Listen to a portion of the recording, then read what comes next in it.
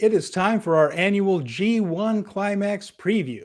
And Jeremy and I are going to look at each participant in the G1, both blocks, every single wrestler, break down their chances, see what goals the promotion might have for that person, whether they're going to win the thing, get into post-block play or not. As always, G1 has a lot of stories to tell, a lot more than just who wins the thing. So we're going to be looking at every single bit of that. And we're also going to look at our former world heavyweight champion who might be just going off to be a movie star. We're all looking forward to talking to you about it, so we're just going to get to it. With Jeremy Finestone, I'm Steven Conway. This is Speaking of Strong Style.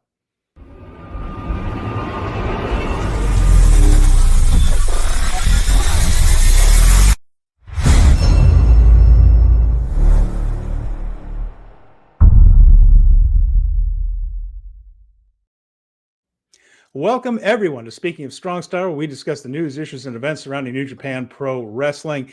G1 time, Jeremy, and, we have been looking forward to this tournament for a while. It is finally upon us. We've had time between shows to think it over. And how are you feeling? How has your week been? How have you been spending the time since we haven't had shows to watch? I played a little bit of Legend of Zelda, Tears of the Kingdom, now that I got my Switch 2. I finally sat down yesterday and did all of my bracketing on Chris Sampson's G1.sportofprowrestling.com contest that we'll get into in a little bit. And basically just kind of didn't think about wrestling until I had to think about wrestling. I did cover the All-In pay-per-view this past weekend for Fight Game Media, and that turned out to be a very long day. I can imagine so. I want to say hello to everybody who's joining us live right here. Colin is with us. Colin, good to see you. And Jeremy Orr's here. I'm glad. He says, hi, guys. Hello. Ready for the G1, my favorite New Japan event of the year. Yeah, it's an exciting everybody. Time. Fernando Zayas is here, too. I'm sure there's more, and we'll get to you guys. And we're glad all of you are with us live. So a couple of weeks ago, I wanted to go over one thing here. A couple of weeks ago, Jeremy Finestone was very troubled. And as most of you know, Jeremy has connections. So Jeremy went to the dark web and he contacted a clandestine organization. This is a group of people who find things that are meant to be left unfound. This is an ancient organization. These people uncovered some things such as the Zapruder film of the JFK assassination, the Ray Rice elevator footage, among other things right there. Jeremy was told to go to a remote park bench in the greater San Jose area. At the appointed time, a man appeared wearing a trench coat despite the summer heat in Northern California, dark sunglasses, a hat pulled down on his forehead. He's not too bad. He swept the bench for bugs before speaking to Jeremy and looking for other surveillance devices using a handheld gadget with a method that is unknown and unfamiliar to any currently known science. Jeremy said to him, I need to see Tanahashi Jam. The man replied it wouldn't be easy. Jeremy handed the man an envelope stuffed with unmarked bills, specifically selected because they had no consecutive serial numbers. The man pocketed the money and told him, you never talked to me and you were never here.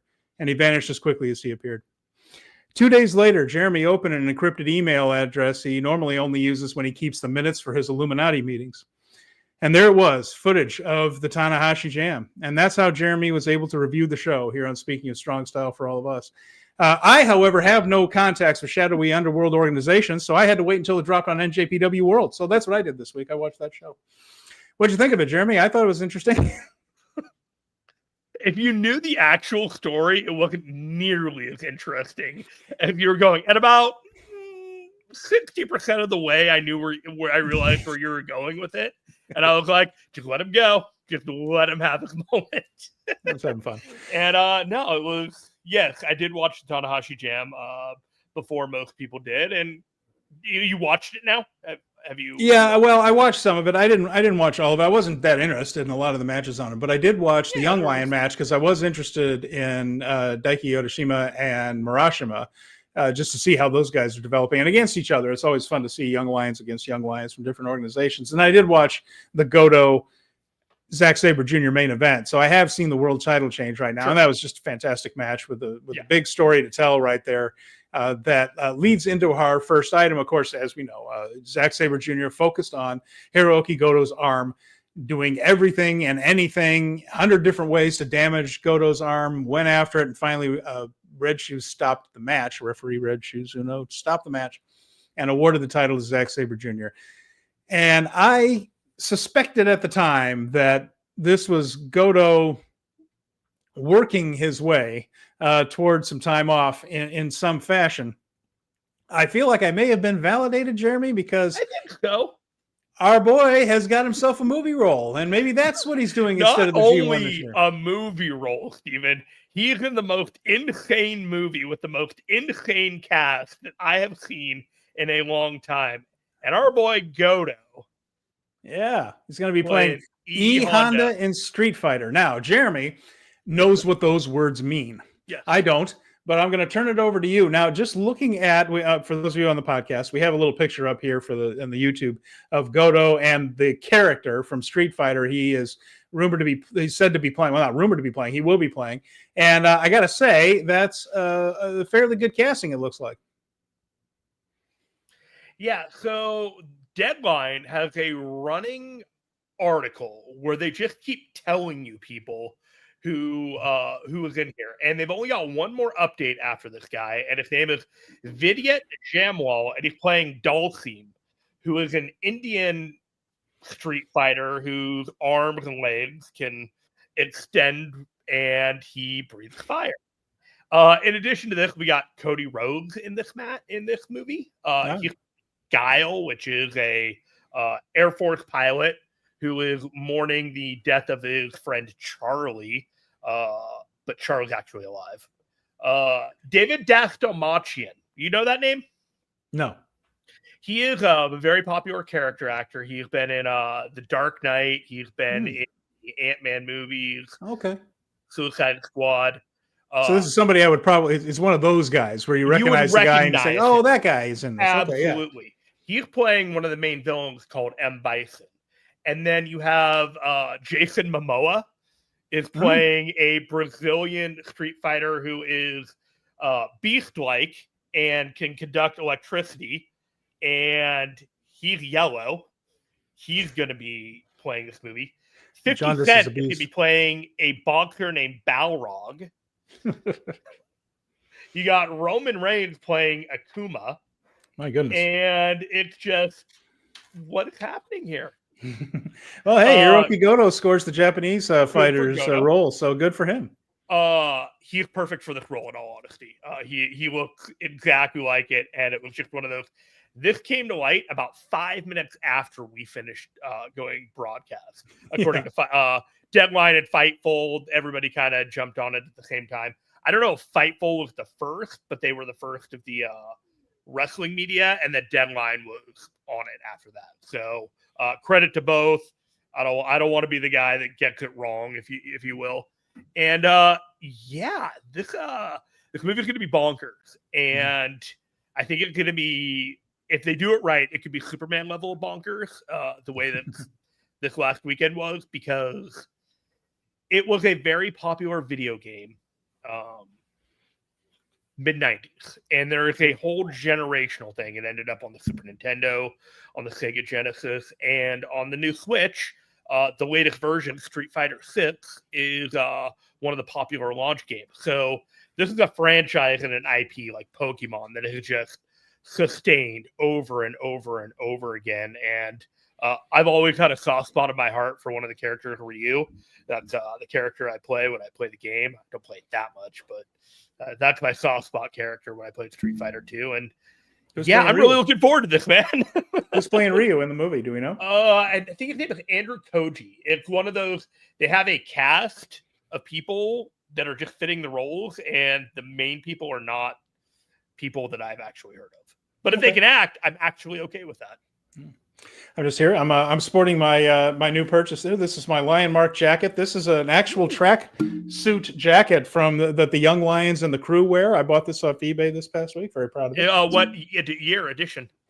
The 50th anniversary edition. So on the back is the 50th anniversary logo. So 2022, that logo. So I'm very proud of this. I'm wearing this right now. So it's also very hot. I don't know if it's going to make it through the whole show. Who else is here today? Brad is here. Oh, Scott E Wrestling, fantastic. Glad Scott just still recovering from that Takumi Iroha Utami Hayashishita 56-minute double knockout finish from Marigold. And I apologize if anyone hasn't caught that, and I just spoiled it for you.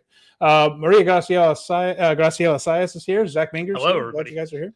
Scott, good to see you, man. Haven't been a while. Yeah, no kidding. It's do you want to get into the quick advertisement for the G1 Sport of Pro Wrestling before we go hog wild on the G1? Yeah, let's do that. And also want to say hello to one of the Power Bombshells. Sam is here. Good grief. We got an all-star cast today, Jeremy. We better be good. Well, I did a bracket, and I thought about it thoroughly and said, well, the news is that we'll get into right now. We are part of the prize package for the G1 Sport of Pro Wrestling Climax Pick'em. The grand prize is actually going to be a Voices of Wrestling flagship Patreon subscription for 3 months. Mm-hmm. Along with that, a Super Jazz Patreon for 3 months for their bonus audio tier access. Keep It At Strong Style Patreon will also offer a 3-month IWGP tier access. And then We Work Stiff is going to offer a 1 year of a Big Stiffy membership. Wow. And all of that is in the grand prize access. But in second place, because we don't have a Patreon, we don't have a Patreon. Yeah, we don't have anything. We don't have any merchandise. We don't have whatever. We're just like, well, we could just give somebody a gift certificate. Yeah. And so Steve and I talked about it, and we just thought, with $50, you can get yourself something nice from New Japan. Get yourself a little shirt or a scarf or a hat or whatever. And it just felt like the way to go. And so I'm going to do my bracket. We'll talk about it, and I'll have all that stuff mapped out to make sure that you guys know if you want to crib off me, if you want to cheat, if you think that talking sound advice and you want to just use that to win, by all means. I'm not in it to win it. I've already won a G1 contest in my life. I have nothing to prove. Retiring undefeated. That's what's happening. Retiring undefeated is correct. All right. The G1 Climax will begin Saturday, and it's going to start up in Hokkaido. They have 2 nights in Hokkaido, and we'll get to who's leading off and who's against who there when the time comes. But 2 nights in Hokkaido, so that'll be Saturday and Sunday, and we are going to take a look at the block. So, Jeremy, do we just want to start with A block and start rolling down our contenders? And okay, so yeah, I did the list of people according to the chart, the flow chart that we have here. And so we can just run it down and talk about the kind of G1 that I think they're going to have, you're going to have, what they got. Just we're going to spend some time on everybody. And all right. At the very end, we'll talk about who we think might, make it further. So the A block is made up of these 10 individuals. We have the ace, our president, Hiroshi Tanahashi. We have our Holy Emperor, Taiichi. He's in there. And Hokkaido native. So keep that in mind for this weekend. Yuya Uemura, so that's the big name from Hantai in that one. We also have another Hantai name, Bolton Oleg, the current never open weight champion. Yoda Suji is in there. Rio Aiwa is in there. Callum Newman for the second tournament in a row. He is there in A block.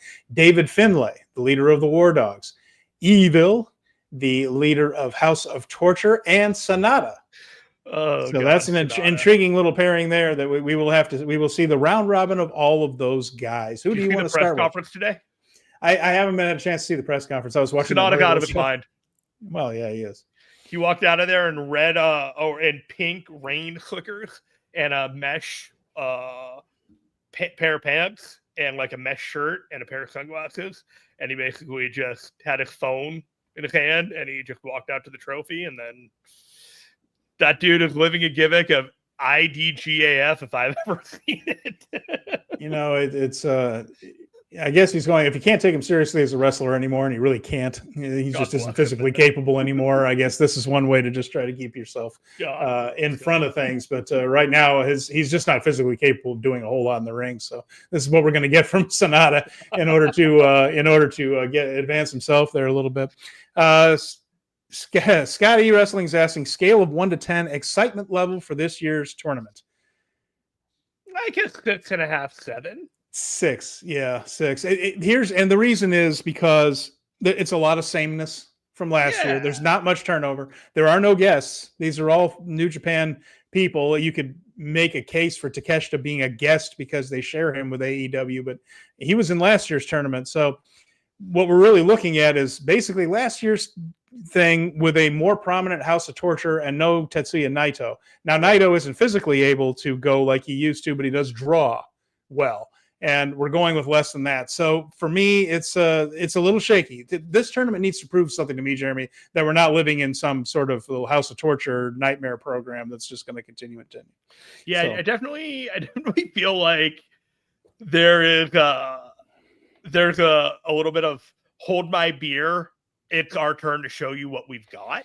And I'm sincerely hoping that this G1 is just to show up and show out for a lot of these guys.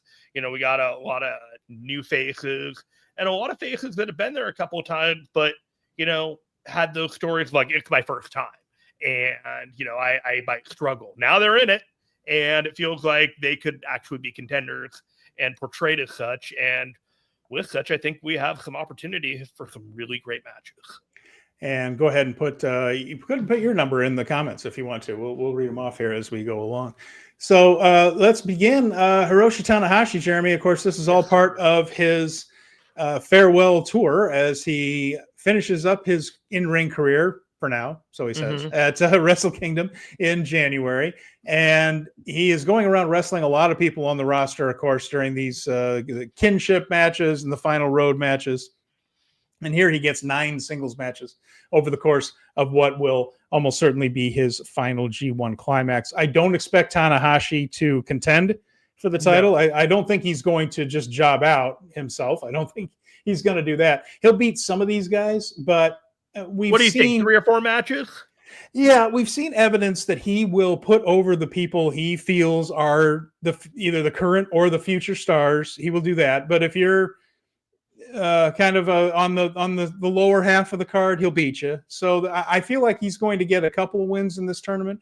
I don't think Tanahashi is going to be contending at the end, but who knows? He might give himself one last run. It's I don't see that. In all honesty, like as we go through it, I'll kind of just say the bottom 4 in the A block for me are going to be like Newman, Sonata, Tanahashi, and Aiwa, so that's kind of where I have him. He's not going to be very last, but his wins are going to be sparse, and he's going to be beating lower card guys, maybe a surprise guy. A lot of handshakes, I think, after matches too, with guys having their one more. Yeah, if you're going to lose to the big stars, like the top guys in the bracket are not going to lose to Tanahashi. You know what I mean? But like, somewhere in there is going to be competitive with the bottom six guys kind of thing. And I think we're going to have a really interesting showcase for him and Taiichi on that first night. I think a lot of people are really looking forward to that because, there's a lot of history between those guys. So I think we're going to have more of an idea of what Tanahashi's Wrestle Kingdom is going to be at Forbidden Door rather than here. Okay. You're going to have that match with Shibata and then maybe something after that match, the person comes out and then Wrestle Kingdom is set. I could definitely see everything being set by the end of August for him. And then we build up whatever that is in between whatever else is going on. And I don't know. I've been thinking about this for a while. Tanahashi's not going to win the G1. And if he doesn't win the G1, he's probably going to main event Wrestle Kingdom. And the winner of the G1 might actually semi-main. If that's the case, you got to have a really big opponent. Yes, you do. And there's only 2 guys. Well, who are those 2 guys? I think it's Okada or Nakamura. Well, we got a long time to get to that. And there's a lot of negotiations. I have some theories about that too. And keep in mind, the winner of the G1 doesn't necessarily have to main event against the world champion of Wrestle Kingdom. Didn't happen last year. They moved it to King of Pro Wrestling. And there's I have some tinfoil hat theories about that coming up too. Interesting bookend tournament for Tanahashi. You mentioned his match against Taiichi and Hokkaido. Of course, you can tell a lot of what's going to happen by looking at the last night of the tournament, because you can kind of tell who might be in contention and who isn't. And lo and behold, his match, the final match of his G1 career, will be against Evil. Now, there's a lot there, of course. You have the President versus House of Torture, the group that is being portrayed as trying to tear his house down, so to speak. You also have that that's the kayfabe story. The behind the kayfabe story is that he and Watanabe, who plays Evil, have been tight for a long time. There is a relationship between those two.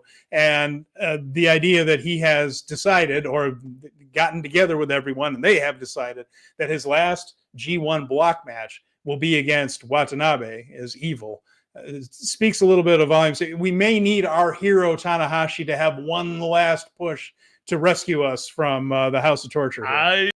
I don't feel great about that. They already did that at Wrestle Kingdom. If they're doing an Evil and Tanahashi run back, well, I don't feel great about that at all. That's what I mean. I also don't think it'll be the final one between the two. I think we might be setting something up because there are a couple of big events between G1 and Tokyo Dome. There's Game of Pro Wrestling. There's Power Struggle. Power Struggle is in there as well. There are chapters before you get to the very final. He might have to deal with Evil one more time after this as well. He might have an opportunity to, but I don't know. I'm real worried about Evil over the next 4 months. That dude is going to go on a run, you guys. That dude is going on a run. Let's get some of these ratings here. Brad says it's tournament season. I'm always excited about that alone. The G1 and the 5-star have me at 8. Yeah, I'm fired up about the 5-star. I'm fired up about Dreamstar. Marigold's got a nice little tournament going too. I don't know when I'm going to sleep, eat, or anything else for that matter. I'll just be watching wrestling, which is not the worst thing in the world. John LaRocca, he's got it at 6. He's kind of feeling the way we are on there. Brad mentions also there are no off-day matches, so to speak. If you're in, you have to go hard. Yeah, no Yano. No Yujiro, nothing like that. The most off day is Sonata, and I think he can still have solid matches when he cares. I would like to think so. I don't know when he cares, and I also don't know if he's really physically capable anymore. He's pretty shot. Colin says he's going to give the N1 a watch when it starts. That'll probably be pretty good this year too. There's a lot. Sam is excited though. Sam's the optimist of the group. She says she's always excited about G1 and has it as an 8. Jeremy is surprised there's no Lance Archer. It's been a few years for Lance right there. He's been busy over in, well, I don't know if he's been busy, but he hasn't been called by New Japan for a while. And Crash TV 83, good to see you. He says, I really hope Taiichi gets a good run. I think it'll be dependent on the game. Talk about Taiichi. It'll be dependent on the game he brings, though he was originally frozen out. Again, my theory on that is that he was always in this thing. But damn, he's been working hard for some time. He deserves a good run. Amen to that. I absolutely agree with you. So LaRocca says, I'm a bit nervous about Tanahashi's health coming out of this G1. It's a lot of singles matches for a guy with no knees. I'm sure he's going to get hopped up on cortisone like crazy. They're going to be jamming those needles in his knees the whole time, and he's just going to kind of gut his way through it. Hopefully no serious injuries to put his Tokyo Dome final match in jeopardy. Tana is not great at holding back in these moments. He still does the high fly flow and misses it and crashes on his knees in the middle of the ring right there. When the energy does hit him, he tries. His body doesn't necessarily allow him, but I have a feeling he's going to be working pretty hard, and there will be some moments where we are cringing a little bit and hoping for the best. When I think there's, for instance, I think there's going to be at least 1 or 2 dives from the top rope to the floor in this. I don't think we're done seeing that. Yeah, I think you're right on the Tanahashi thing. Something that we need to do after the G1 is we need to go up and down the roster and just check off who he wrestled and who he has left, because he had that very ambitious, I want to wrestle everybody on this roster. Yeah. And there's probably like House of Torture guys that are going to tell him to kick rocks. So you can kind of, yeah, you can get out of that. Yeah. Like knock that one off the list, and maybe some of the, and he'll get a couple of these, some of these unaffiliated guys he wrestled throughout the G1. So in all honesty, it'll be a couple of Honte guys, and he's kind of knocked all of them out. So you're not looking forward to the big Tenzan Tanahashi match? One way or another, we're gonna get through it. I'm just not convinced those two will. That's the problem. I actually think that Tanahashi's probably gonna make it just fine to Tokyo Dome. Yeah, I don't know. That's just a vibe. Like he's wrestling a little recklessly, but there's a lot of time between now and then that if the G1 kind of wrecks him, he can still go a little bit. Yeah, Tanahashi's one of those guys too, where he can be smart when he really wants. I mean, sometimes you're right. He gets excited. He tries to impress, but he's a smart guy. I think he knows that I got to make it to that Dome show. I can't do anything to keep me out of that Dome. He's also, like with the roster being what it is and Naito being gone, the idea of him being off the road due to injury probably going to hurt those ticket sales a little bit too on that final road kinship stuff. Yeah, I'm not convinced that Naito is missing Wrestle Kingdom this year. I'll get to that when we get to it. Oh, that's an he's freelance. You can always hire. Anyway, we'll go on. So Tanahashi, 8 points would be a big tournament for him. I have him at about 6. You know, 6 to right? 8. Yeah, just kind of. He's middle of the road, but lower middle of the road, lower end of the middle. Okay. Yeah. Hiroshi Tanahashi. Next up, we have our Holy Emperor Taiichi, the sentimental favorite now with Godo out. Of course, they went through both hell and high water to get into this tournament, and now we have our man here. It's one of these things where the people are going to be way behind him. I mean, they are going to be chanting hard for Taiichi all the way through this thing. I think they are going to use that to play to our emotions. I think he is going to have a strong G1. This could be the thing, Jeremy, where he wins a few matches, maybe gets off to a big start, and especially because the first 2 nights are in Hokkaido, and the first 2 nights are also all block matches. So everybody's going to have 2 matches in the books by the time they leave the island there and leave Sapporo. I can see Taiichi getting off to a good start, getting that hometown push a little bit there, and getting everybody excited, and maybe have some valiant losses along the way where he comes within an inch but dies just barely on the barely dies on the hill type of thing. One of those, like a little heartbreaker type of losses as they happen all the way through. I would love for Taiichi to make post-block play. I don't really see it happening, but I think throughout he's going to be one of the most intriguing figures to watch. And if you look at the singles matches he has in A block, he knows how to work with a lot of these guys. He knows how to make a lot of this stuff really, really good. I think he's going to have a big month. He might not advance out of the block, but I think when we finish this G1, we're going to be talking about how Taiichi had a hell of a run, was fun to watch. That's my thought on that one. You took the word right out of my mouth. So I did the block play, and the thing that was in the back of my mind was this dude was replacing Godo. And Godo was the world champion. So whether you want to think that this was a last minute thing or that they had this planned for a while kind of is predicated on your line of thinking. I am going with the logic that this was so last minute that Gedo and crew had to just slide somebody into whatever Godo was booked for. Not that Godo was planned to be out. Like, casting happens quickly. So if they made a decision, I feel like it happened very quickly after even the G1 post-block play. But, the window was okay. So if that's the case, Taiichi's got to be booked very strong. Because Godo can't get jobbed out even though he just lost the world title. The people that he loses to have to be top guys. So the way it ended up for me was that there was a 4-way tie for 12, and that one person got squeezed out. And in this case, Taiichi is going to be that guy. Okay. Well, we'll take a look. His last opponent in block play is the never open weight champion, Bolton. So Oleg Bolton. That's intriguing right there. I have a feeling that match will have significance in post block. It could be one of those winning you're in type of matches right there. So I think Taiichi's going to be in the mix. That last night is really interesting. Okay. Yeah. Because I think there are every single match minus, let's see the last night here. Well, I'll read it off to you. So the A block finals in Gunma, because this stuff does matter. We know that there are a lot of people going to be involved, and at least mathematically involved. On the A block finals, August 10th in Gunma, yes. Yue Mora versus Finlay. Yes. Taiichi versus Bolton, right? And Bolton, right.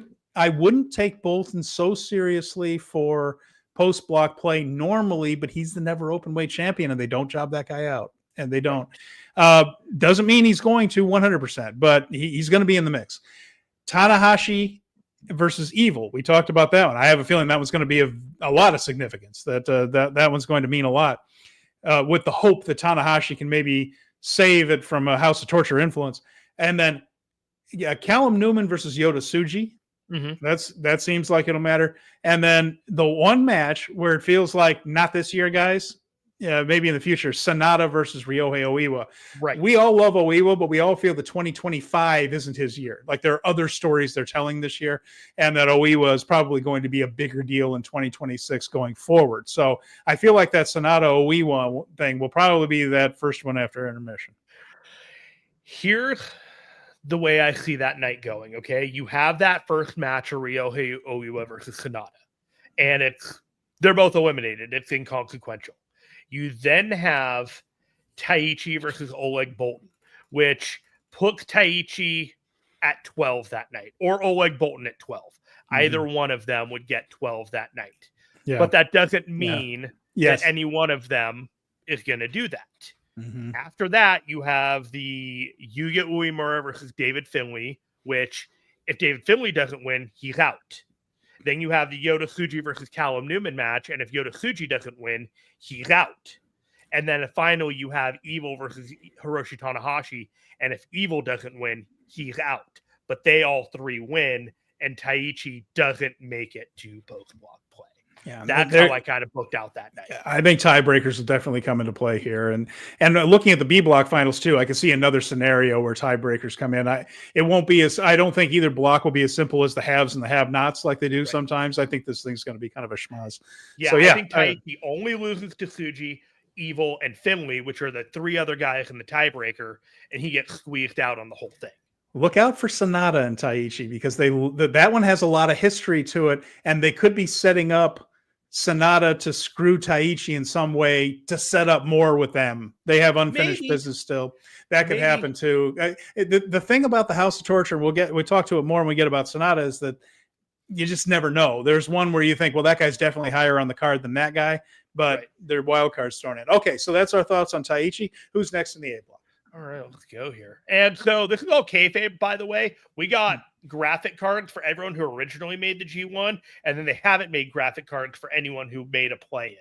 So this is literally the website gimmick right here. Yuya Uemura. Now, he's got some interesting matches coming up here on this one. Yuya Uemura, I expect big things from Uemura. I think he might actually make post-block play this year. I think it might happen. That match with Finlay at the end just tells me that he's going to be very consequential. Also, there needs to be some true Hantai presence in the post-block play, and I don't see any of it really coming from the B block. You don't? I don't, and we'll talk about it when we get there. Okay. But I don't really see Hantai coming out of B block. So with that in mind, I think it needs to come from here. Uemura is an intriguing figure in this tournament. I don't think you can totally count him out of it. I don't think I have him winning it, but I do see him coming out of this block and making the playoffs here. I think part of this story too, this whole Tanahashi story, is, if not officially, a bit of a handoff, bringing up a guy that can be the next guy that's going to wipe his sweat with people's towels and hug the kids. And I don't know if it's going to be Umino like they were trying to for a while. I think it might be this guy. And we've always talked about that. Uemura looks more like the next Tanahashi than anybody else does, with Aiwa kind of tossed in there in some ways. But Uemura seems like it. I think this might be time for them to start bringing him forward a little bit more. And I see him having a good tournament here. I think he's going to score a lot of points. Okay. But I think a lot of people are going to score a lot of points, and he's going to end up in the middle of the bracketing. You know, I got him at double digits, but I got half a dozen guys in this block in double digits. And then someone's got to lose. And then a bunch of guys winning like two matches. You know what I mean? Like, there's a lot of talent at the top of this, top of this. And a lot of people are going to play spoiler to just one guy here or there, but not necessarily throughout. You know what I mean? Like, everyone has a role to play at a specific part of it. And Yuya Uemura feels like, I feel like Yuya Uemura is going to have a lot of big wins against the top guys. You know, like, I can see him beating Evil, and I can see him beating Yoda Suji this year. You know, like, he came very close last year, and there was a whole thing there. And so, when it comes down to that last night and he could get Finley, it's that tiebreaker. If he gets 12, all of a sudden he shoots up to the top of that block. But if he doesn't win, he's right down at the middle. So I kind of have him around 5 wins. If he got 6, he'd end up in post-block play. But that last match against Finley, it's like one or the other is going in. And to me, I think it's Finley. All right, let's take a look at some comments here. Crash TV has this. It says, Tanahashi dove off the top rope outside the ring onto Gabe in their match recently. I kind of covered my eyes. Well, one of them anyway. That's one for the sickos. So Crash also mentions they've been doing a bit of a build like that for Yuya, all right? The whole Yuya feeds the starving kids and works in soup kitchens in the downtime. They've been dropping all this lore. Yeah, definitely. It's been there have been things that have popped up on the websites, on the YouTube page about how Mora is a wonderful human being that you should model your children after. So it's the message, No, yeah. He's still cooking. He's not ready to win this thing, and I'm not sure he's the Hontai guy. I do have a Hontai person in B block making it to post block play. Curious to see what you think when we get there. Okay. And Brad, we're going to get to yours when we start doing the predictions at the end, but I will get to those comments. Oh, that is bold, Brad. Yeah, it is. It is. It's an interesting one. All right. So Mora, we feel like he's having a strong night. He's going to be involved down there. Yes. Bolton Oleg. Well, this is a guy, like I said, you have to kind of bump him up a little bit, holding that never open weight championship. They don't want to job out their major champions. There's another guy on the other block that you're going to have to take seriously as well that we will talk about. But Bolton, very similar to almost Taiichi in my thinking, in that I think he's going to do well. I don't think he's going to win. But with that never open weight championship, they will use this tournament to set up challengers for him in the future a little bit. That's not 100% that the secondary titles have challengers. And in fact, the people that beat the world champion don't even always get it. So it's not pin the champion, get a title shot is a little bit more of a cliche than it's a reality when it comes to this stuff. But I also think that they can get some stories out of that with who beats Bolton. But he's going to be facing Taiichi on the last night. Someone's going to get in, someone's going to not, and someone's going to miss out. He's not winning this tournament. He's not ready to. He's just not. He is improving rapidly, but he's not at that level quite yet. So interesting thing for me to see is where he is coming out of this thing with that never open weight title and who might be his challenger. You know who I kind of slotted as the challenger for Oleg Bolton coming out of it is Rio Aiwa. Yeah, I think that would be a good choice. I think that would be a smart choice. I think it would give Aiwa a big win in a tournament in which he's probably not going to get a ton of those. And he's wrestling him early at night 2. It's in Hokkaido.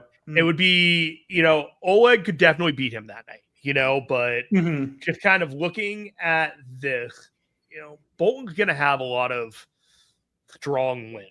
He's gonna. I think he's also one of those guys that's gonna have double-digit wins. He's the never open weight champion.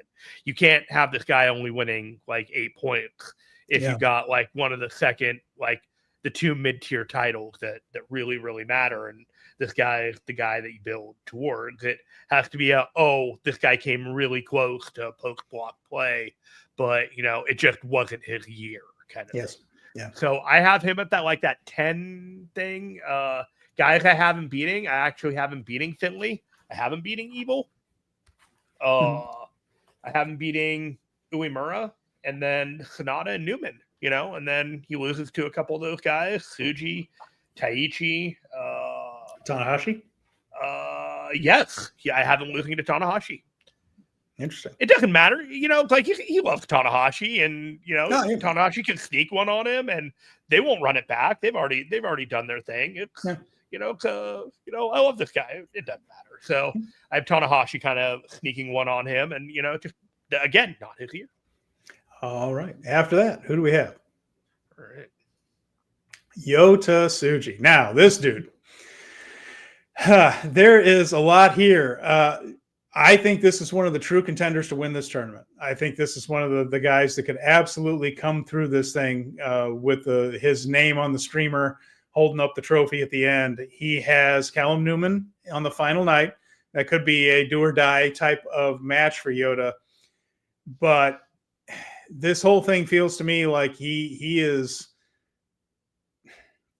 starting to feel special in a little way. The way they're portraying him, they are very careful in the way they book him. They're careful with who they put him in with. Certainly careful about who beats him. He just, again, if he were going to get there and have a good tournament and not be in position to win it, you just leave the title on him. To me, like freeing him of that title is there's another guy like that too. To me, this is one of the true contenders for this tournament. I think this could be his year, and I'll just say it right here. This is my pick to come out of the A block. I think Yoda Suji is going to be in the G1 finals. He feels like the guy. You know? He feels like if New Japan's back against the wall and they're like, we have to make a guy this year, like we have to figure it out in the next 6 months, even if it's half cooked. Like, if we got to pick a guy, this is the guy. Mm-hmm. Like, everyone else has fault that the audience in Japan has not been able to look past at a main event level, but they've been able more so to look at Yoda Suji and say, yeah, okay, we're with you. Is he ready? I'm not 100% sure, but he feels like the guy. Charisma-wise, he's ready. He has all the charisma. Now, can he put together that half-hour G1 finals world heavyweight title match that's riveting from beginning to end? I think he's getting closer. He's getting closer. Right. And, I think he's going to take a step forward. I just feel like this is the guy coming out of A block there. There's just something about the way they're presenting him. You know that the way that they're doing it, you could have 2 people in the finals from A block. Yep. You could. And I think he's going to go very far. We'll get to it at the very end, but yeah, Yoda Tsuji is one of my three people to come out of the A block. Okay. All right. Yeah. And the thing is with Yoda, we'll get to what I think is going to happen to Yoda later on once we get through the B block as well, because I think his story ventures outside of the G1 world title bubble a little bit as well, but we'll get to all that. He's going to have an interesting second half of the year, Yoda Suji. I think that if Mora is in position to be the next Tana, I think this is who they're hoping is that next Nakamura type, that flamboyant, charismatic dude. There's big plans. The most difficult match that I had to decide through this entire tournament came from this guy. And it was the July 20th match versus Evil. Oh, yeah, I know what you mean. Okay. I looked at that and I thought, this match is probably going to be incredibly important through this entire tournament. And whoever wins it in the beginning will have ramifications for the rest of the year. And to keep in mind when you're talking about Evil and Sonata, most of the shows on this tour, they will have preview tags. In those preview tags, there will be other members of House of Torture, which means they will have numbers everywhere. And they, not that they really need them, because sometimes guys like Yujiro and Dick Togo show up even when they aren't, booked to wrestle, quote unquote. But there will be plenty of House of Torture presence, so you can't throw any of it out. Go ahead to the next one. All right. And Sam has, I'm glad to see this. Sam has Suji in the finals as well there. And she thinks he's going to go quite a ways as well. So next is Rio Aiwa. Now, we talked about Aiwa a little bit ago there, Jeremy. And I still feel this way, that this guy's a star. There's no doubt that his time is coming. It's just not 2025. There's too much going on, and you can't push everyone at once. And in that sense, I feel like Aiwa is going to get a couple of wins, but probably not factor into this G1 Climax, although I think he's going to be a much bigger factor in future tournaments, but not 2025. I think he's going to be an also-ran in this one. And also-ran who has good matches and is a talented dude, but I don't think the TMDK presence is going to come from Rio Aiwa in post-block play. I feel like his importance is going to be a spoiler to threat another guy. Like his role is to just mess with another guy's like opportunity. And for me, that guy for him is Finley. I think he's gonna stop Finley from having like a run to just kind of coast on through to the finals, and instead he's gonna have to make him work for it a little bit after a couple of other things. And I think that actually might be the first night match is Aiwa versus Finley, but that one is one of my. Let's check here. Yes, that is the opening night match, and because it's Rio Aiwa's first match ever in the G1, you know what they like to do. Absolutely. And you know what else they like to do with people who contend is to put them behind the 8 ball early as well. Right. So I think Aiwa is going to have a great opportunity to, have Finley, and then he's not going to quite win matches that he needs to win, but it's his first year. And, he's in the role that Yuya was in last year, where it's like he's going to have great matches, and all of a sudden we're going to get blown away. And there might be an opportunity for him to, wrestle Bolton after the fact. And so, there are things that you could do, like there are opportunities here. So, all right. So that's Aiwa. After that, Callum Newman. Another guy that I think is going to, he's certainly going to do better than last year, where he was kind of put in and did jobs most of the way. I think he's going to finish more mid-pack here, but I just see in a block with Mora, Finlay, the never open weight champion, Evil, the faction leader, Yoda Suji. There's just no room at the top here for Callum Newman at this point. And while I think he's going to do well and he's going to score some important upsets that will matter. Upsets? A little bit, but I'm just saying that he's going to get some wins. I don't think he's going to go 1-8, 2-7. I think he's going to finish more middle of the pack, but I don't see him being involved in, I don't think he's going to be mathematically eliminated. I think he's in the spoiler. I think he's going to be mathematically eliminated. I think he'll be in the spoiler role when it comes down to that final night. Yeah, I have him last in my block, in all honesty. Yeah, either he or Sonata, with Sonata cheating his way to a couple of important things, but I kind of have them both without 2 points, because like I said earlier, 2 points. 2 wins. Sorry, 4 points. Oh, I misspoke there. No, what I'm looking at it, just like I said, there's so much points to be won at the top of this, and like 12, 10. At the bottom are people who are not going to win a whole lot of matches. Sonata's one of those guys, and Callum Newman kind of feels like the other one. And I have him for one upset. But I also I have him as a spoiler to Uemura, like a guy that costs him and puts Finley in jeopardy. Like the Finley thing is all about strength of schedule to me. Like his losses are from guys that, haven't beaten other guys. So he got a tiebreaker thing kind of going on there. That's kind of where I feel like Finley is. I had him winning a lot of matches, and it didn't feel right. And then once they kind of brought it down a little bit, it seemed like the most logical thing for him was to lose to the guys that everyone else has been beating. Because that way, when I was working at Chris Sampson's G1 Sport of Pro Wrestling, I want to plug that one more time, it would recalculate the block as you were going based off of who was winning or losing. And so I could look at it and I could see if you tweaked one win here or there, and then you could think about the logic. Something very similar to that. Really? Okay. I'm going to ask a question about that, both you and Brad, because Brad's comment was, I have Newman losing every match until the final 2 nights to gain his 4 points. My only issue with that, guys, and this is why I'm asking, his last night's opponent is Suji.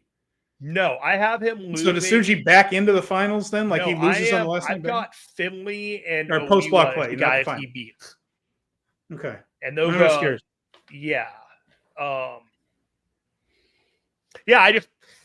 I have him just, he's the Chase Owens, he's the pin eater guy. Like I don't mean that in a bad way. He's exceptionally talented, but when you look at that roster and the priority of people, like he's not the priority. No, And it's his job to have great matches and climb that ladder rather than, we got to make sure that Callum Newman wins a bunch of matches. Yeah, and it also, I'm just looking at this in the A block too. I'm having a hard time figuring what Newman's doing here. I mean, let me rephrase that, because I what he's doing here is having good matches in the tournament. He deserves to be in this tournament. I'm glad he's in the tournament, but there really isn't even a Callum Newman block match that's intriguing in the sense that it has a story behind it, like his matchup with Naito last year. It just seems like it's just He's a bunch just of a guy in matches. the roster. Yeah, there's a guy there. Yeah. Yeah. Like I look at it, it's like, well, when he was at the bottom of the list, I'm like, that feels right. You know what I mean? Like, it just, the last 5, like I said, Uemura, Oiwa, Tanahashi, Sanada, Newman, in no particular order at the top, Tsuji, Taiichis. So maybe slightly Finley, better than last year, but not a whole lot better than last year. Yeah, it's just, you just, like, I don't mean any ill will towards the wrestler, the guy, the talent. He's exceptionally talented. It's just not, he's a guy. Well, it's not an insult. I mean, you're in the G1. That's an honor in and of itself. And someone's got to lose these matches. Someone does. He got in there before Taiichi did. They like him, but they should. He's got a job to play. He's come a hell of a long way from when he was a guy just doing a few Will Ospreay moves and then getting beat, which was his first 3 months in New Japan. And to see him come along as much as he did, it's been very satisfying for me. I like it. It's pretty amazing to me. He worked his ass off. Definitely. And next, David Finlay. Now, intriguing, because Finlay is a little bit in danger of getting lost in the shuffle of his own faction right now. I mean, in some ways, he's only the 3rd most interesting guy in this tournament. I guess certainly Gabe Kidd is the global champion on the other side. Drilla Maloney is a wild card in this whole thing. So I'm curious to see how all this goes. Now, I think he's going to do well. Again, they're going to want him to do well. The question is, do they want to come out of this tournament with questions as to who is actually leading the War Dogs? That's where this whole thing could be going, depending on their performance in this thing. So again, we're talking about Uemura, Evil, Tsuji, Finlay. Someone fairly important is going to be left out of post-block play altogether. I think it might be David Finlay, especially with that match against Uemura on the final night. Feels like a playoff match. Feels like one of those winning you're in, losing you go home type of things. And Finlay, to me, is very good. And I think he's an interesting character. I don't know if winning the G1 this year is really the story, because I think there are other things going on. I think he's going to do well. I think he's going to be in the mix in the last play, but he might get squeezed out that last day. Full disclosure, my A block final 3, and I went back and forth. It's Uemura and Finlay. That just, like I said, feels like winning you're in, losing you're out. And I had it in both scenarios over and over again. But but I thought, geez, there's got to be a Hantai guy, and there can be a War Dog guy in the other bracket. Evil, I just feel like you have to have the threat of a House of Torture guy in there. And I picked Tsuji to win the block because I think they have big plans for him, basically, is my theory that we'll get to in a little while. So I actually have Finlay getting squeaked out, but I am not incredibly bold. Not confident. Not confident. No, that is a bold prediction, Steven Conway. And if that actually happens, we'll run it back. I'll put this on a clip. I will scream from the rooftops. This dude was right. I am not on the same vibe with you. I understand. I will tell you that my final 3 in this block are Finlay, Evil, and Tsuji. And you have a way more just missing out. Okay. And I think Finlay has done a lot of jobs, and he's lost a lot of matches. And I think there is a lot that can be rehabilitated if he is the A block bye, the winner of the A block, the number 1, and getting the bye and kind of having that clout, and then going in there and maybe losing to the guy that he had that advances from the bye. Interesting. Okay. And so I've kind of thought it out a little bit, because there are things happening after Wrestle Kingdom that I've been kind of like, Well, yeah. So here's the point that Brad makes. Okay, let's get to this. And this was on my mind as well. He said, if Finlay loses, does that mean he's WWE bound? Corollary to that, part of my thinking on Finlay is why they have held him back, had him do some of those jobs, is a little bit of self-protection in case he does leave. It doesn't feel like the company is totally confident they're moving Gabe up part of long-term plans. They're moving Gabe up the ladder a little bit, which might be the story. There's been a lot of things like is Finlay going to turn on Gabe and kick him out, all this kind of stuff. I don't know. I'm not pretending I have inside information on that, but it feels like they are protecting themselves from putting too much into Finlay in case there's no Finlay to be there. I think they're kicking the wheel control of Maloney because I think that they're worried that both Gabe and Finlay are out of here.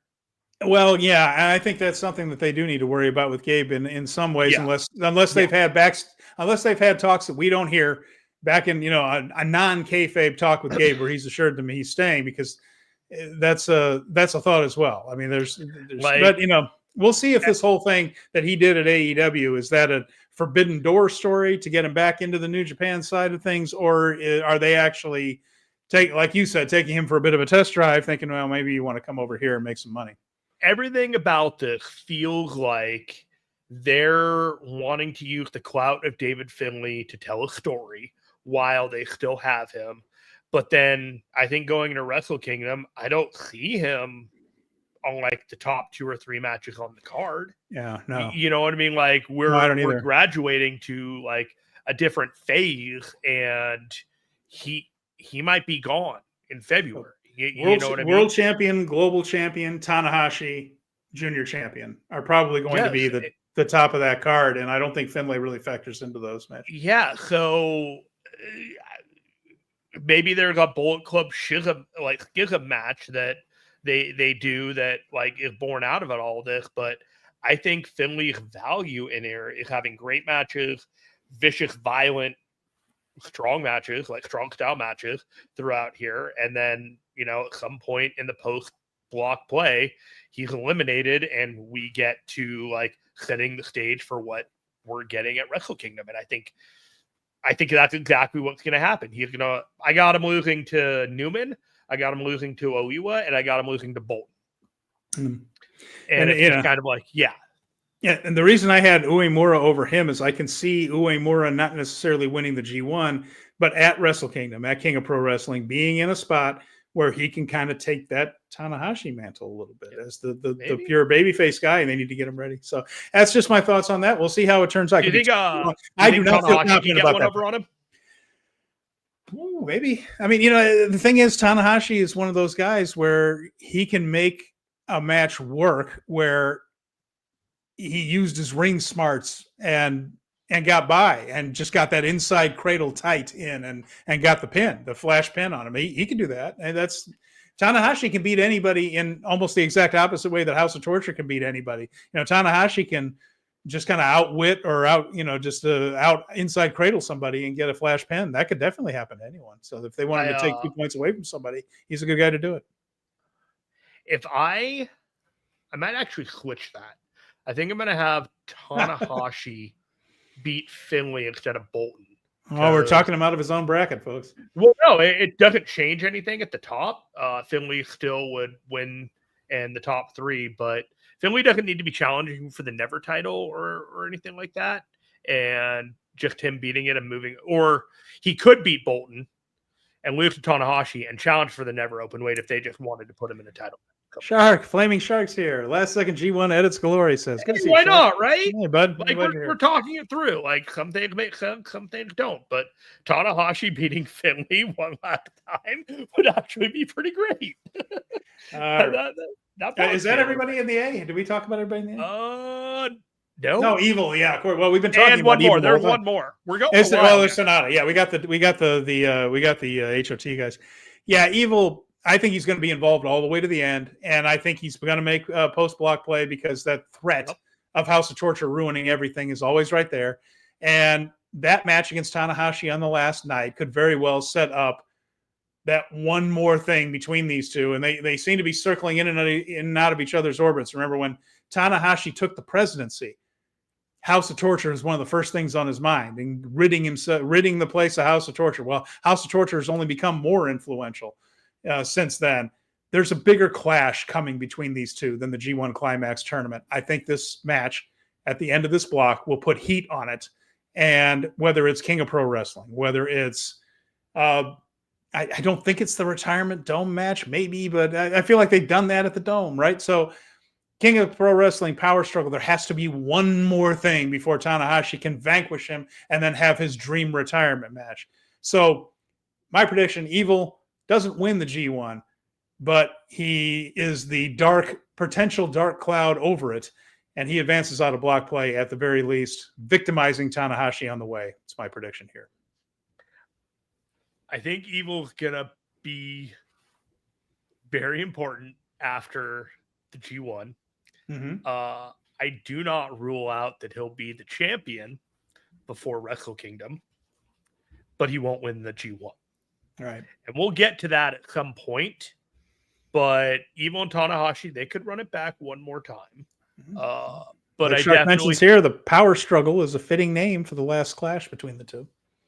There's a lot here that I've been thinking about, and we're going to have to talk about Zack Sabre Jr. when we get to Zack Sabre Jr., but there are some things here that have me very concerned about the babyface and heel dynamics of what they want at Wrestle Kingdom and who exactly would fit that criteria.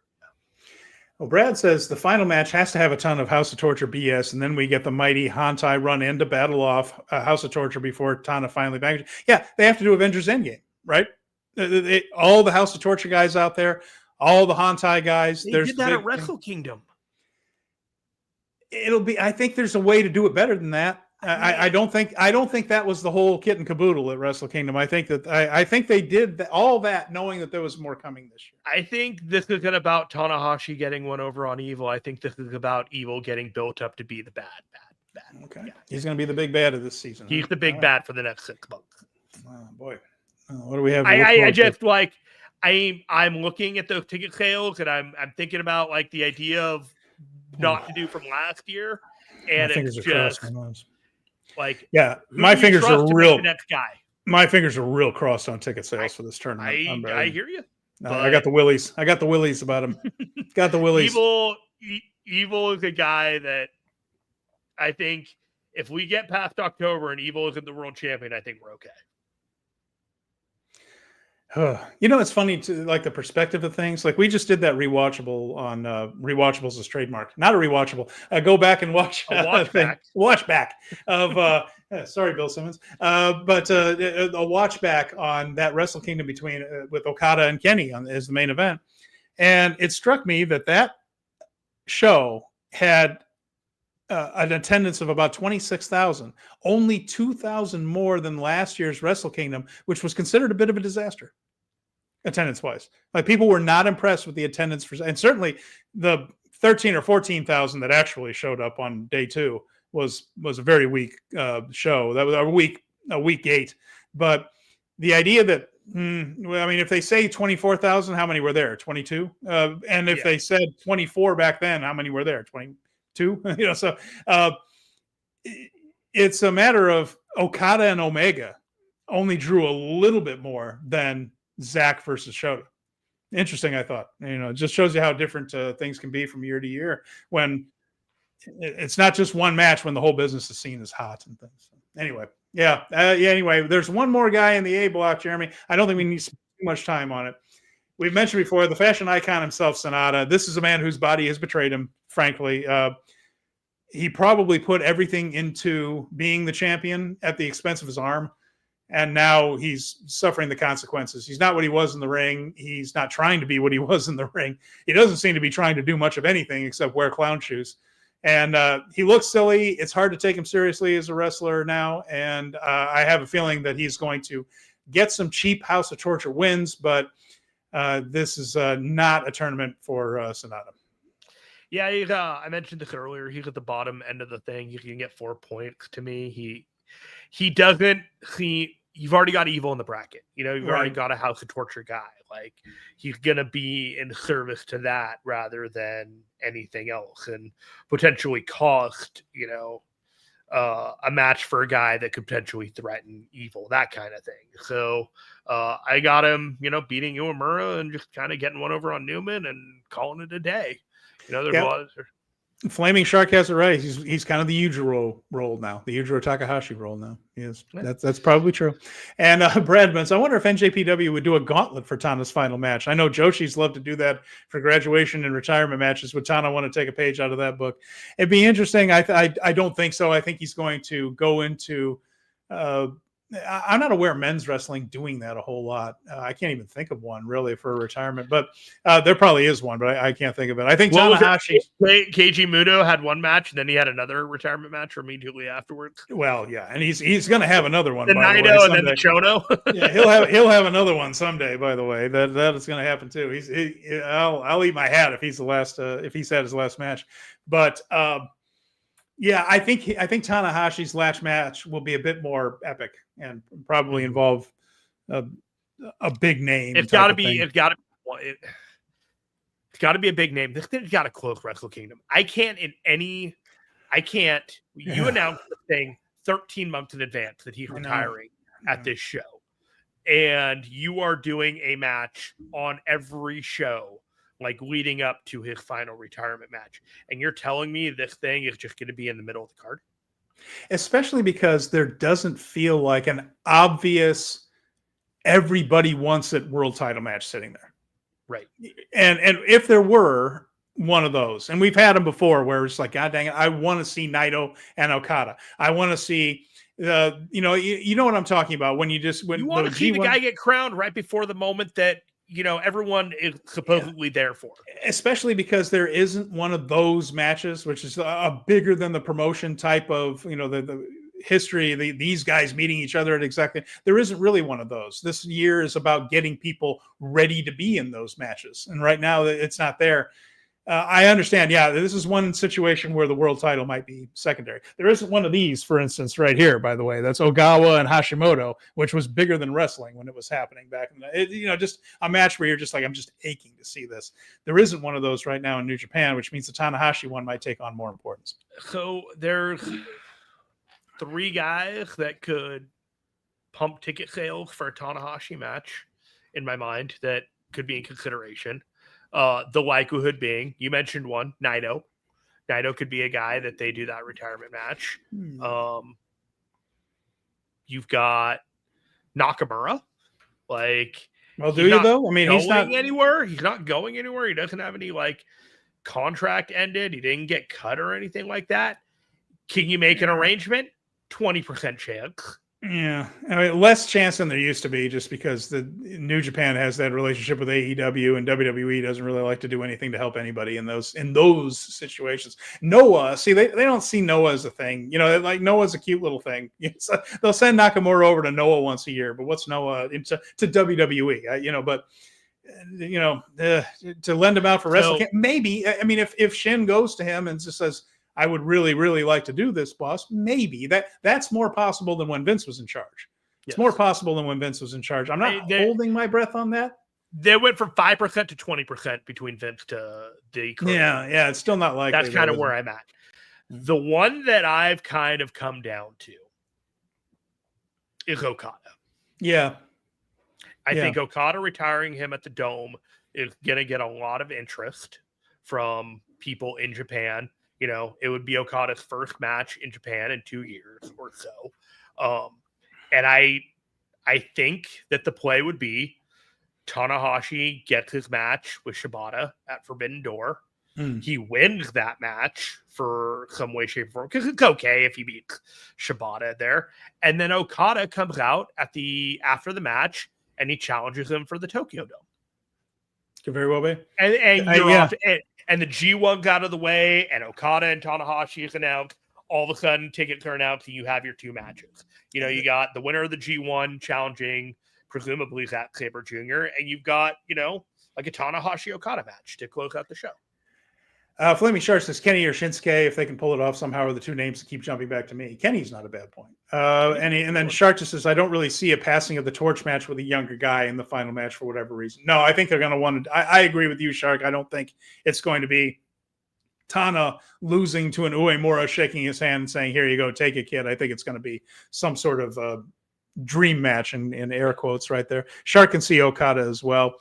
Sam says she likes that plan, Jeremy. I definitely think Shibata is the Forbidden Door match. It's the one that makes sense. They did the exhibition at Wrestle Dynasty when I was there, and that was a bit of a hell freezes over thing with Shibata coming back into a New Japan ring, but they were careful about it not being a real match. It's exhibition just to kind of hold to that. And keep in mind that when people put the kibosh on Shibata, Tanahashi wasn't as in charge as he is now. Certainly an influential guy, wasn't the president back then. So, but that does feel more Forbidden Doorish. Certainly does feel more Forbidden Doorish. And for his last one, should be a New Japan thing, like Nakamura, Okada, even Kenny. It should just be a New Japan centric thing. It should close the era. Yeah, that's a good way of putting it. I would love for it to be Nakamura. Good grief, I would love it. I just can't bring myself to hold my breath. Just hoping it happens, but I'm okay that it. I just think the ambiance of his entrance versus like a Tanahashi entrance would carry the match, even though it probably wouldn't be the best match. And Brad brings up this point, which is a good one. Japanese do retirements differently. They usually go out on top, so I couldn't see the passing of the torch match. That's what G1's for. And if you look back, by the way, the whole idea of losing on the way out, whether you're leaving a company or you're retiring, go back and look in North America, and there's a lot more people talking about that than doing it. A lot more talk. That's a cliche that promoters love to say it, because then they can get a guy to do what they want or put pressure on the guy to. Promoters love to say it, the time-honored traditions and all that kind of stuff. If you go back and look at people who have left territories or retired, there's not as much of that final loss as you would. Austin did it. Steve Austin did to The Rock. That was fair. He did. And then he didn't come back for a very long time, to the point that I counted. But look at how many people actually went out on their back. And you'll see in the post-territory era, it's not that long of a list. It's not that long of a list. Just saying. I'm kind of cackling because I'm looking at all these comments, right? And I'm watching everybody responding. No one's talking about Naito. Nobody said Naito. Like, Naito would be a good. I'm going to a little later. I'm going to a little later. Like for the Tanahashi option at Wrestle Kingdom. Don't worry about Naito, everybody. I got him fantasy booked. Don't you worry about a thing. I got Naito fantasy booked. Can't wait. Let's see what else here. Shark says Nakamura is the best case. Kenny or Okada be suitable. And then Shark mentions, I can't think of anyone else who's a big enough star in Japan to be worthy of it and would create appropriate buzz. It's got to be someone who can move the needle as far as tickets. They're under, I think, a good bit of pressure after the perception of last year's Wrestle Kingdom that they need to top that. And you're going to have to do that with more than one or two matches. Yeah. This card has the potential to be loaded at Wrestle Kingdom. I know this is a G1 show, but it's going to be a very New Japan. It's not going to have a whole lot of AEW guys. It feels like Takeshita, maybe Kenny, but there's a lot of people in New Japan that they got to feature on the show. Yeah, and we don't know if they're going to do something like Dynasty again, where they can feature more people from other companies and have that be the guest star show. Yeah, I mean, last year it didn't draw very well. They might not do it again. But we don't. Like a good idea to run that back. We don't usually find out until the G1. G1's usually when they announce that stuff. So, all right, well, let's go on to B block here. We're an hour and 15 in. We're only halfway through. That's okay. It's fun to talk about it. We knew. I blocked out the time. We're loquacious sons of guns, I tell you. All right. So here are the members of the B block group here. We have Shota Umino, El Phantasmo, Yoshihashi, Shingo Takagi, Zack Sabre Jr., our world heavyweight champion, Great Okan, Gabe Kidd. He is the global heavyweight champion. El Phantasmo still the television champion, by the way. Drilla Maloney. And Ren Narita with Konosuke Takeshita. So let's take a look at these one by one. Who are we going to start with? It's going to be Shota Umino. Now, I'm surprised to be saying this because this man main evented Wrestle Kingdom last year against Zack Sabre Jr., but I feel like this isn't his year. It almost feels like they won't do that. I don't think he's going to win only one or two matches, Jeremy, unless they tell some greater story that he's bottoming out or whatever again. But God, they've told that about 100 times. It doesn't feel like his year. this is a crowded field. There's a lot of good wrestlers in this block too. And it feels like whatever they have in mind for Shota, it's not here. It's coming. It's just not here. I think he's going to be middle of the pack, maybe in the mix. But his B block final match is against Drilla Maloney, and that just doesn't feel like one that factors into a whole lot. I think this is going to be one of those years where Shota sits it out, and maybe 2026 he has, by the time we get to Kingdom even, maybe, perhaps, we have something else going for him. But this doesn't feel like a big run for him. To me, there are other stories to tell. Disagree. Okay, go ahead. I actually have him as one of the 3 making it to the post-block play. Oh, wow, really? I do. Because I think I know who 2 of your others are. That means there's a couple of people being left out that I'm really surprised at. I looked at it, and I thought about it, and they surprised us with Great Okan last year. They did. Great yes, Okan and Shingo kind of messed with us a little bit this year, and I kind of think that this is the year that Umino kind of gets the revenge on some of these guys like Kidd and Great Okan that he didn't quite get the best of over the last calendar year here and there. That's interesting because his last match is his last block match is against Okan. And Okan absolutely humiliated him earlier this year. So yes. So I think there's a little bit of rehabilitation going on with him here. And I misspoke, by the way. I'm looking at Shota and Shingo looked a lot of the same after the corner of my eye. Shingo versus Maloney on the last night. Yeah. Never mind that. So I apologize. I SH. So Shota and Okan on the last night. That's the one that I thought, maybe has some steam on it because of that past history, but not one for the playoffs. Just my opinion. But you're making the case that it absolutely could be. Like, I see him as the guy to rehabilitate. If you have Tsuji going in there, I don't necessarily think that you need Shingo in the post-block play going forward. Like, there's 5 guys that you can argue. You know, like, there's one no doubt. There's one no doubter, but 4 but there's 4 others that, you know, like, could or could not. And the one that came down to were, you know, Shingo was one of them that wasn't going to make it in there. And it really was between him and Shota as being the 3rd guy. And let's say what it is. We both think the world heavyweight champion is at least going to make post-block play, right? Yes. Yeah. So I mean, it's Zack. So you have Zack. So there are really 4 or 5 guys fighting over those final 2 spots. Yeah. So I got Umino, and then between that, it's Takeshita, Kidd, and Shingo. Right. And it's you can argue any one of them. You know, like you really can. But I think there's a lot of value in rehabilitating Umino and having good matches and just kind of trying to reconnect. This is the time when most people are watching, and this is your opportunity to, you know, make him again one of the top guys in Hontai. You know, Taiichi strong on the other side. If you have Taiichi, you don't need Mora necessarily like being strong in Hontai as well, but maybe the Hontai guy comes from the B block. And that's kind of where I was leaning on that, because you've got 2 unaffiliated guys going in the post block play potentially if you have it otherwise. You know, it's like if you have Shingo or you have Takeshita, you know, it's like that's an unaffiliated guy. And you have a War Dog, you have House of Torture, and TMDK is all going to be in there. He just feels like the Hontai representative that just kind of fit to get in there. And I don't think he's going very far in post-block play, but it would be a feather in his cap to, you know, have the cloud of, yeah, he was one of those guys that went really, really, really far. Interesting. It's an interesting thought. I'll be keeping an eye out for that. And you may prove me wrong right there. I just couldn't squeeze him in where I think things are going a little bit. There's a lot of talent at the top of this block. And if he doesn't like make it in, I get it.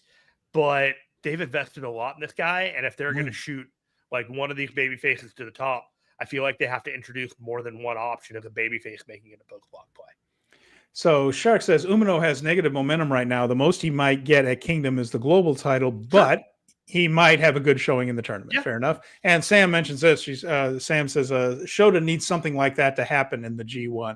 He does need a big G1 eventually. I'm just not. I think we go back. There are only so many stories to tell this year, and I'm not sure he quite makes the cut. Crash TV mentions this. He said, "Do you think they're considering doing a Tanahashi Jam move and put Wrestle Kingdom on national TV since that's the one Aaron Wolf will debut?" It will be. It's going to be the first Wrestle Kingdom to be on national television of that Wrestle Kingdom era. January 4th shows used to be on national TV every year, but haven't in quite a while. I mean, at least as long as it's been entitled Wrestle Kingdom and a little bit before that. This year, it does have a TV deal. TV Asahi is going to put it on. So more mainlining eyes on the product, or try for more pay-per-view buys. It looks like they are going for eyeballs. And being on national TV has never hurt anybody. And a show like this, NJPW World, probably fewer than 100,000 subscriptions ish, depending on who you talk to. So if you can get on national television, primary market to cater to. Nope, fire away. And I'm glad, and that would be a good show to your biggest one to have. Make it feel like a big event, make your company feel like a big deal. And Shark mentions that the G1 can really heat people up. Last year, Mora was heating up like a heat storm out of nowhere prior to his untimely injury. It did him a lot of good. So that's we'll see if perhaps that's the way they go with Shota. Now you're making me even doubt my picks even more, Jeremy. Hey, if I can make an argument that good where you're actually like, damn it, he makes a lot of good points. I feel like I might be onto something. So we'll see how it goes. Both be wrong, but I was thinking about him like, God damn it. It's all these guys fighting for two spots, because I just don't think there's any way in the world that the world champ misses the playoffs. So it's after that, it gets a lot trickier. All right, well, let's move on to the next name. Actually, one more thing about Shota Umino. Yeah, I haven't beaten Zack Sabre Jr. in this tournament. That could probably be a really good idea. Yeah, I haven't beaten Zack Sabre Jr. I haven't beaten Gabe Kidd. I haven't beaten Great Khan. I haven't beaten Ren Narita. I have beaten Yoshihashi, and I have beaten Drill Maloney. The Boo Birds have faded for Umino. Like, not that many people just jeer him anymore. He still has some fan. It would be a big jolt to his ride or die fans for him to get that kind of a win in this tournament. And that might be his G1. And I have him losing on the first night to ELP to kind of like put him in a position where people are like, oh, he's behind the 8 ball. And then losing to Takeshita and Shingo, just kind of those big names that, they need the win for the math. But I think Umino is a have, not in this tournament. All right. Who is next now? We have Phantasmo? Yeah. It is El Phantasmo, our television champion. So the TV title and the strong open weight titles, which isn't in the tournament, it's Tomohiro Ishii. TV title and the strong title is not protected in the G1. That's just not the priority right here. So Phantasmo is going to have terrific matches, but he's not going to move on. He's going to be the guy that puts over a lot. I just see him scoring some points. His last match is against Gabe Kidd in the B block finals. So they're not going to drop him out. One champion versus another champion? And that is the B block finals in Shizuoka on August 13th. That's the last night of block play. ELP versus Gabe Kidd.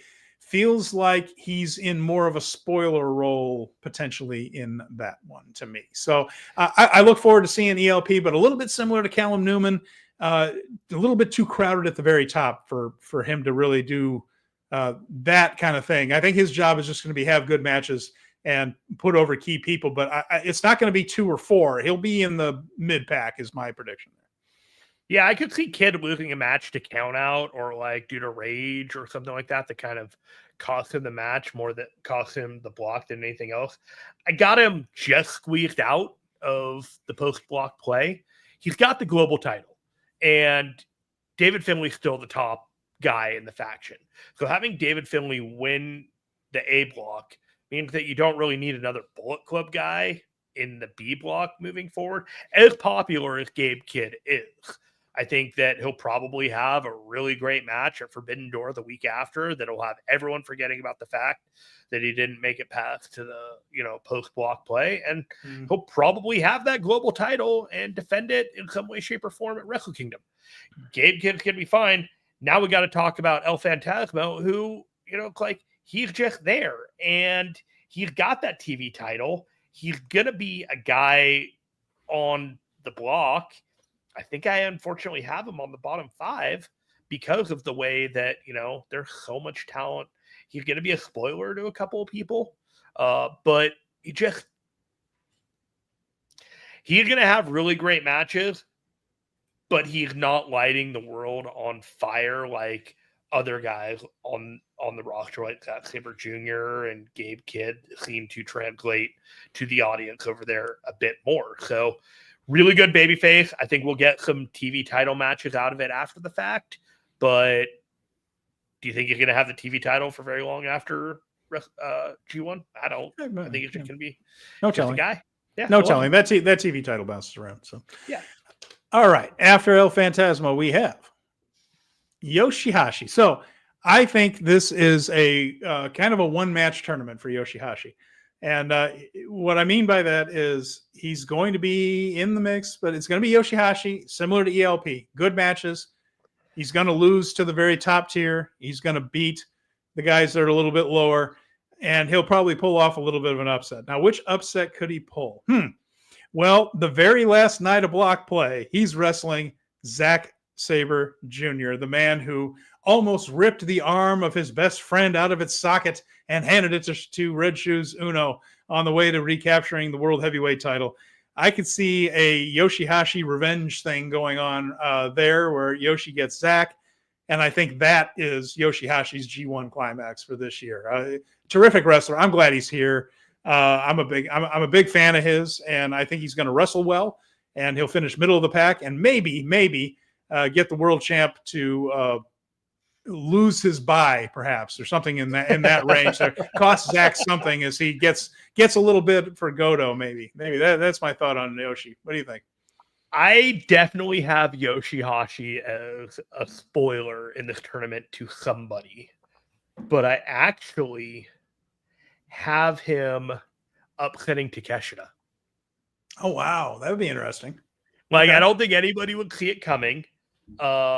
It would, the way I have it mathed out, would cost Takeshita from winning the B block and having to wrestle in the first round and potentially losing and getting bounced out, costing him. You know what I mean? Like, just like that one thing that just cost him like the smooth sailing path, and no one would expect the Yoshihashi guy of all the people to be that guy near the very end and just kind of like, excuse me, what happened?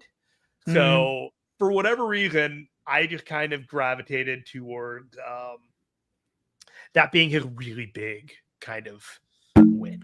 It could also be that it could also be because I've gone back and forth on this with the Zack Sabre match. It could be part of this story of Zack being ruthless, that he takes out Yoshihashi the way he took out Godo, sure, and hurts him in some way, or so, because we're seeing this more willing to take that extra step from Zack that we didn't used to see, almost maybe being a little bit heelish in a company with Hantai versus HOT. So the other side of that whole, but I do think his story, his G1 comes down to that Zack match, and maybe he gets the upset, or maybe he's another cog in the machine that shows us that Zack Sabre Jr.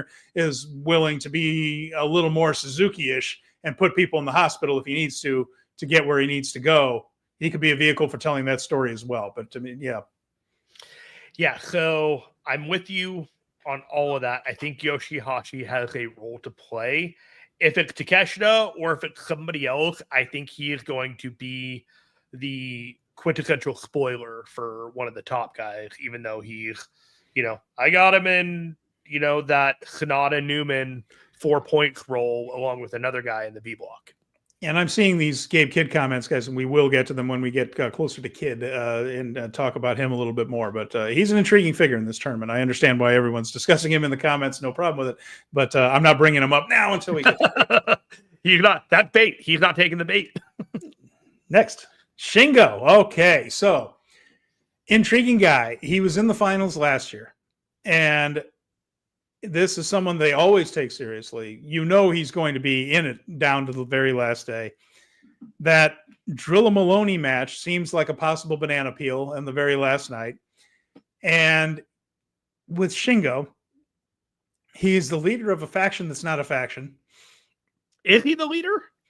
Well, interesting question, though, isn't it? Like, you triggered me with that one because I don't think he's the front guy. Well, he might not end up being, but the key is he's going to be in the mix. He's going to have great matches. And I think that the question is, does he slip on the banana peel that last day and miss out on the block play? Yes. I think does he take a drink of water? I got you on that one. The question is, it's like, is he going to be a contender up to the very last night? And it ends up being a situation where Maloney ends up being the spoiler for him and cost him that run, cementing Maloney as one of those main eventers with wins over Ishii, wins over Shingo, wins over these things. Shingo can run it back and they can have a match later on where, you know, in one of the big shows in September or October where they're going it. But is Shingo's role to have these great matches and instead not advance to the block play, but, you know, be the guy to make the guys that make the block play? Well, it's a possibility. The other thing I think about when I look at that final day, Shingo against Maloney, I have it down to a couple of people. And in the end, I was trying to figure out who would be the last representative of the B block. Will it be Gabe Kidd, global champion? And it's the number 2 title. Shark mentions it's really the number 2 title in the company. Or Shingo, somebody that's always a big part of everything. And he's, you know, always considered one of the, always put up with the very best and always a contender. Maloney upsetting Shingo in a way that lets Gabe go forward, perhaps, is an interesting story to tell. That's an interesting story to tell, too. So, yeah, I could see Shingo either squeaking in on the last thing with a win over Maloney or slipping on that banana peel and being the odd person out in a crowded block. Yeah, so I'm looking at that last night, and it's very similar to that last night of the A block. I think the match that is inconsequential will be Gabe Kidd and El Phantasmo that starts it out. And then you can do Shingo and Drilla underneath I'm not sure that. Kidd and Phantasmo's inconsequential, by the way. No, I mean, but the way I have it, like I would have him at the bottom, and if Gabe Kidd wins, he's in contention, but then everyone above him has a match that if they lose or whatever, so Gabe kind of gets screwed out of that role. But I do have Gabe winning that last night. After that, you can do Shingo Takagi and Drilla Maloney. Shingo, you know, gets eliminated. Kidd's still alive. You can do Zack Sabre Jr. and Yoshihashi, which may be inconsequential because Zack Sabre Jr., the way I have it, is winning so many matches that your theory of Zack Sabre Jr. just brutalizing him in the middle of it, and then whether he gets the bye or he's just in the block play, that would be his narrative. And then you have Shota Umino or Great Khan, and if Shota Umino loses, he's out. And then Takeshita and Ren Narita, if they lose, if Takeshita loses, he's out. And then the kid doesn't quite get in because the other two guys get it.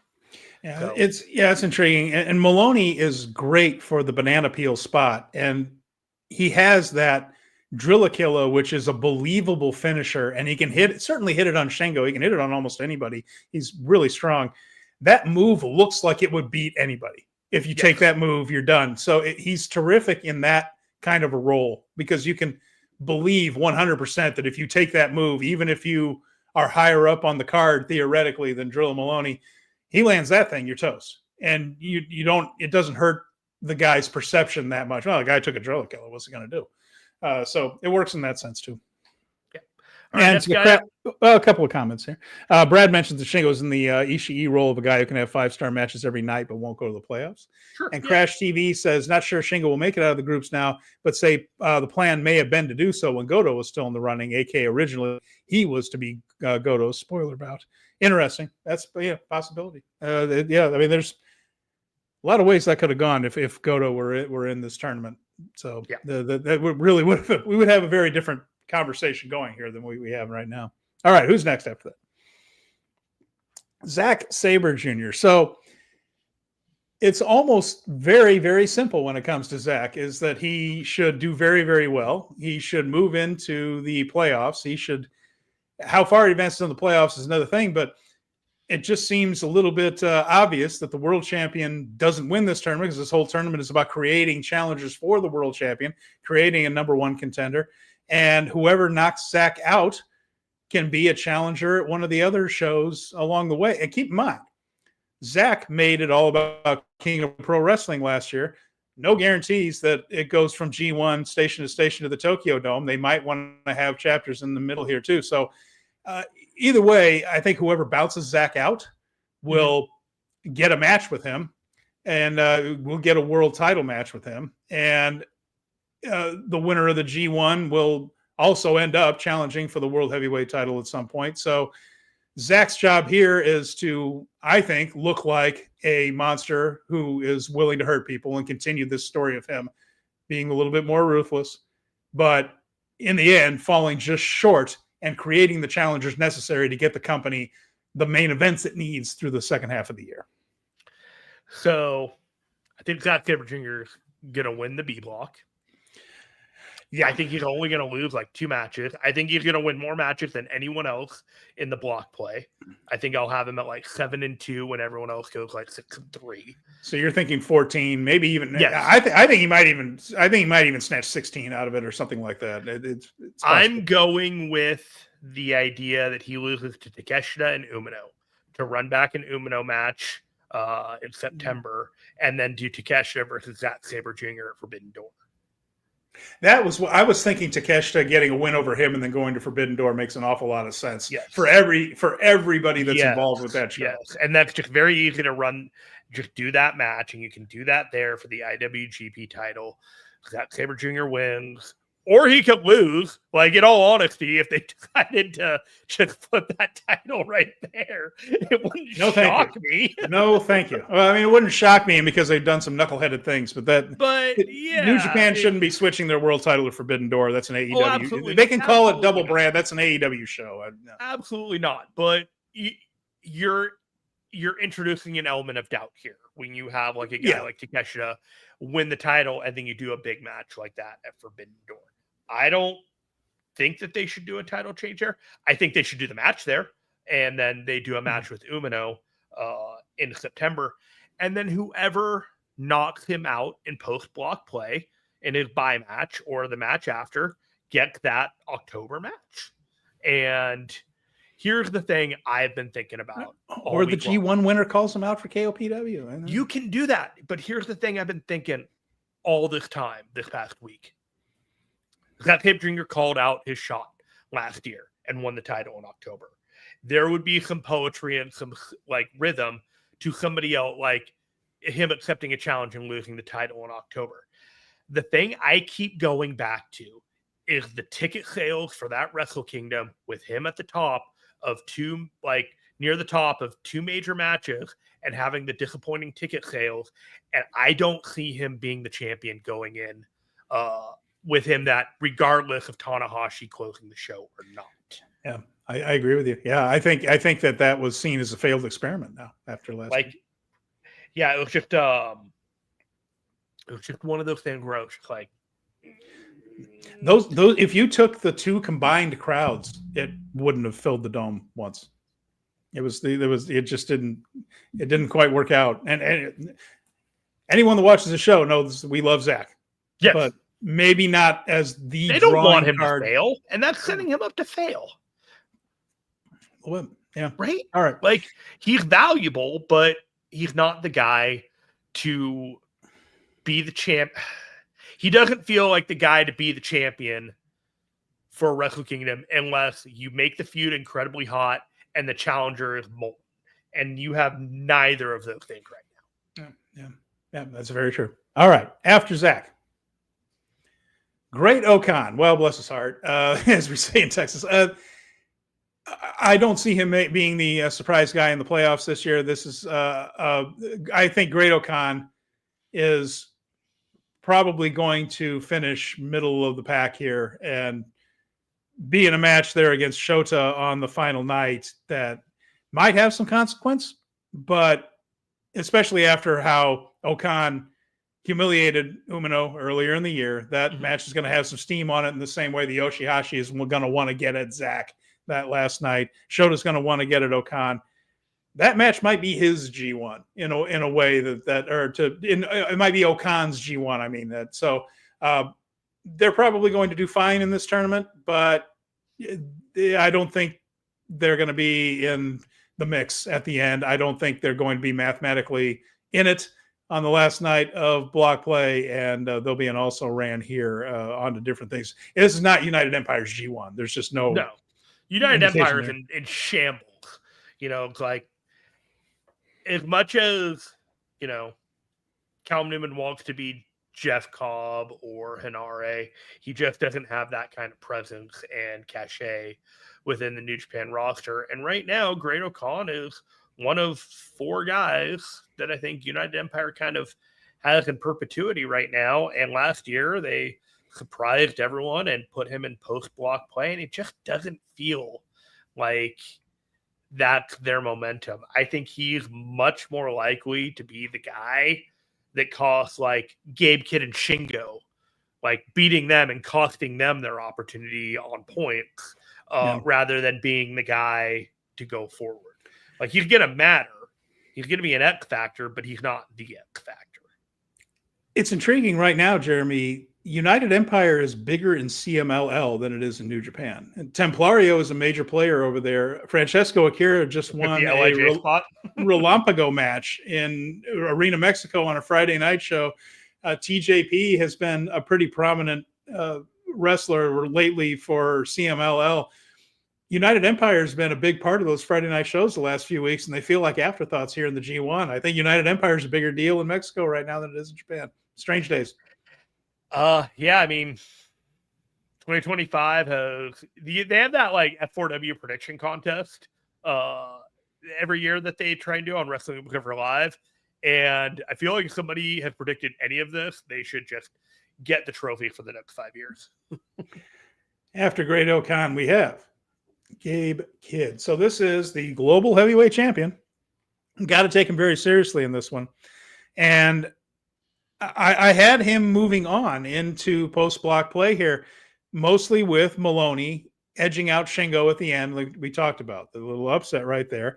Kidd is wrestling ELP on the final night. That feels like a match that he can win to get himself in it. So I think they are going to want to take the global title seriously. I think they're going to want to take the global champion seriously. And right now, I feel like Kidd's not going to win the G1. I just don't think that's in the cards for him at all right there. But I do think they want to put a little steam on him and that belt, keep the heat on that belt. And so I think he's going to have a very good tournament and probably lose in the first round of post-block play. That's my prediction for Gabe Kidd. I would not be surprised if we run back Umino and Gabe Kidd for that global title at Wrestle Kingdom. And I think that we kind of, his first half of the year was a feud with Yoda Suji, and the second half is a feud with Shota Umino, and it stems out of Shota Umino getting the best out of him in this tournament and costing him essentially, Shota Umino goes forward and he doesn't kind of thing. And I think that's where we go forward immediately, because I don't think Shota Umino really does. And Gabe Kidd is going to have that title, and honestly, he's dropping it to somebody at Wrestle Kingdom or before, because I just don't see him in New Japan next year. Tanahashi's gone, right? Yeah. And his relationship with Tanahashi, and he's been doing this for 3 or 4 years since the pandemic. I don't know. I think somebody's going to hand him a bag, obviously. And I think he might end up working a couple of days for New Japan, but it may be like he is going somewhere else. That's the general vibe I get from him. So book him strong, squeeze the blood out of the stone while you can, get the best Gabe Kidd that you can for the next 7 months until he's off to somewhere else. But I would not be confident in making any plans around either Gabe Kidd or David Finley at this point. Boy, I would love to be wrong about that and have him around. He's so much more effective in New Japan than he would be in absolutely, AEW. But it's just the economics of it all, and Tanahashi being gone, and all these things. It just I am just feeling it, man. They're using it so much in AEW, and I say it over and over on this show. I will not criticize a wrestler for taking more money for what they put their bodies through and their brains. Get the money. If you can get the money, go ahead and take the money. If you choose not to, if you choose to stay in Japan, more power to you and all that. But you will never hear me use the term sellout or any of that garbage because for what these guys put themselves through, if they can get paid and they want to get paid, go get paid for what they're doing. Let's see. You have a comment here. Yeah, I'm going to get to it right here. It says there's got to be some blowback for his Death Rider stint in AEW. Could a run-in act as a spoiler over his G1 and lead into Forbidden Door? Like, could we see Samoa Joe run in? I don't see Samoa Joe running in Japan, but I don't see that happening. But some fallout from the Death Rider stint. That's always possible, right there. You know who my guy would be? Who's that? Eddie Kingston. I know you're willing. You're going to say I want it Eddie Kingston and Gabe Kidd. I want them to run it back from that strong match that Eddie Kingston got injured in and lost the title. I want them to run it back for the global title, and I think that there isn't any other match. I think that's exactly the kind of like brutal fight that Forbidden Door is going to kind of need. He's Crash says his DR stint makes less sense now since nothing seems to have come of it. Has to be led. So they had to wrap it up. He had to get back to Japan. They'll run it through, but he's gone until a week before Forbidden Door. There will be video packages. There will be whatever. Maybe somebody shows up at the end of the G1, but I mean, he can cut promos on video and they can play it on the show. They'll be fine. I mean, they can work. The sanctity of the G1 will not be co-opted in the middle of the tournament for AEW. At the end of the tournament, like at the finals or something like that, 100%. Like the 17th, I think, is the finals or something like that, and then Forbidden Door is the 24th. There's a full week before then, and if Gabe Kidd is on Forbidden Door, I'm sorry, it's not going to be a main event match. It's going to be a match on the card, and they're going to be building a ton of other stuff before they get to whatever Gabe Kidd has, because it's just going to be toppings on the ice cream. If they can get Eddie for that, and Eddie's ready to come back, and that would be wonderful, and I think everybody would be into it. And like Shark says, I was there for the Eddie Gabe match, and it would be awesome for Forbidden Door. And Brad says Gabe's stint in AEW was, we need a guy to put in Pac's place since he's hurt. Gabe is a madman, so it works. Yeah, I don't know if it's big enough, but I'd want Will Hobbs versus Gabe Kidd. there's not a lot of depth to that whole thing, and it made very, very, very little sense at all whatsoever. So like you said, there's no. He's a mercenary, bruv. There's no real evidence that anyone in AEW watches New Japan at all. So there's no visible evidence of that. Rocky should be passing the notes along, but somehow they're just I can't imagine somebody wouldn't pay close attention to Rocky. You'll figure. All right, Al, who's next? Drilla Maloney. So again, we got a guy here that is terrific in working his way up the card. He will not be moving on to block play. He's going to be real good, and perhaps again his G1 will probably come down to an upset or two, putting people over, and then maybe being in that spoiler role on the final night. But I do think that New Japan wants to put a little bit of steam into this guy. There's not much signs of him leaving at this point, so he's going to be somebody they take care of. They won't job him out, but he's not going to be a factor in this G1, I don't think, except he will be in that spoiler role. Yeah. I have him, kind of beating Shingo, Great Okan, a couple of those mid-level guys to cost him from advancing to the post block when they're on a run, that kind of thing. I think it's all about having a good showing and seeing what you can do on a consistent basis. If your body's going to hold up, if your work rate is there. Like I said, he would be, in my book, the next guy up if there was going to be a Bullet Club kind of, Finlay and Gabe Kidd leaving.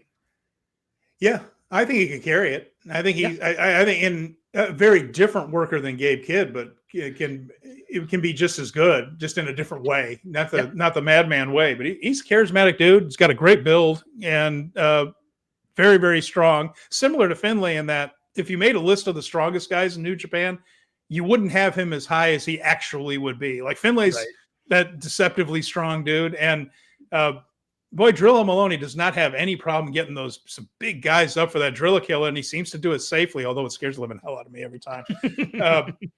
As a guy that's sweaty, it might not even be Drilla's fault. Like, what if the guy's just really sweaty and he slips through just down on his head like that? It just gives me the willies, but he makes it work every single time. So, until once when he doesn't, I guess, right? But, Drilla Maloney, I like him a lot. It's not his year. But. Yeah, he's the potential guy. I think there's more money in him than Newman at this point, if we're looking at two guys that are at the bottom of each bracket. And I think he's got the cachet and the character and the ability to just kind of connect with the audience. That Newman's a really good worker, but he hasn't tapped into that thing yet that's going to make him great. If that makes sense. And he hasn't been in that position. I mean, he stumbled backwards accidentally into that world title match with Godo, and then he showed up, and that match was great. So I don't think we would have been thinking of Newman at all in that sense. But that match suddenly makes us think, well, maybe there is something there with him. But he's so that match did wonders for him. Always when you step up into a main event and then turn it on like that, that's always good for you. And that's what Newman's done. So basically all that Newman's ever done is anything that's asked of him, which is always a good sign when you're dealing with the company. Maloney is kind of the same thing. Whenever they put him in a position where they need a big match out of him, he seems to deliver one. Sure. And that's a good spot to be in for both Newman and Maloney. It's just that their role as spoilers here. They're not going to win the thing. So and that's his job. Have a good match. Put the guys over. The best way I can put it is the confidence in Drilla Maloney seems to be mutual between both Drilla and New Japan. Fair enough. And Brad mentions, I'm honestly more interested in Drilla than I am in Gabe right now. Gabe's a good worker, but I can't get behind his madman character. I actually like his pro NJPW Tana aspect more. When he had the Lion Mark thing at Wrestle Dynasty brought something very interesting out in that character. That was an interesting twist. I enjoyed it. And Crash TV says Drills looks sharp. Certainly seems committed to his redevelopment as a heavyweight. Definitely, yeah. Dude's ripped. Gabe's looked trimmer and more muscle mass too.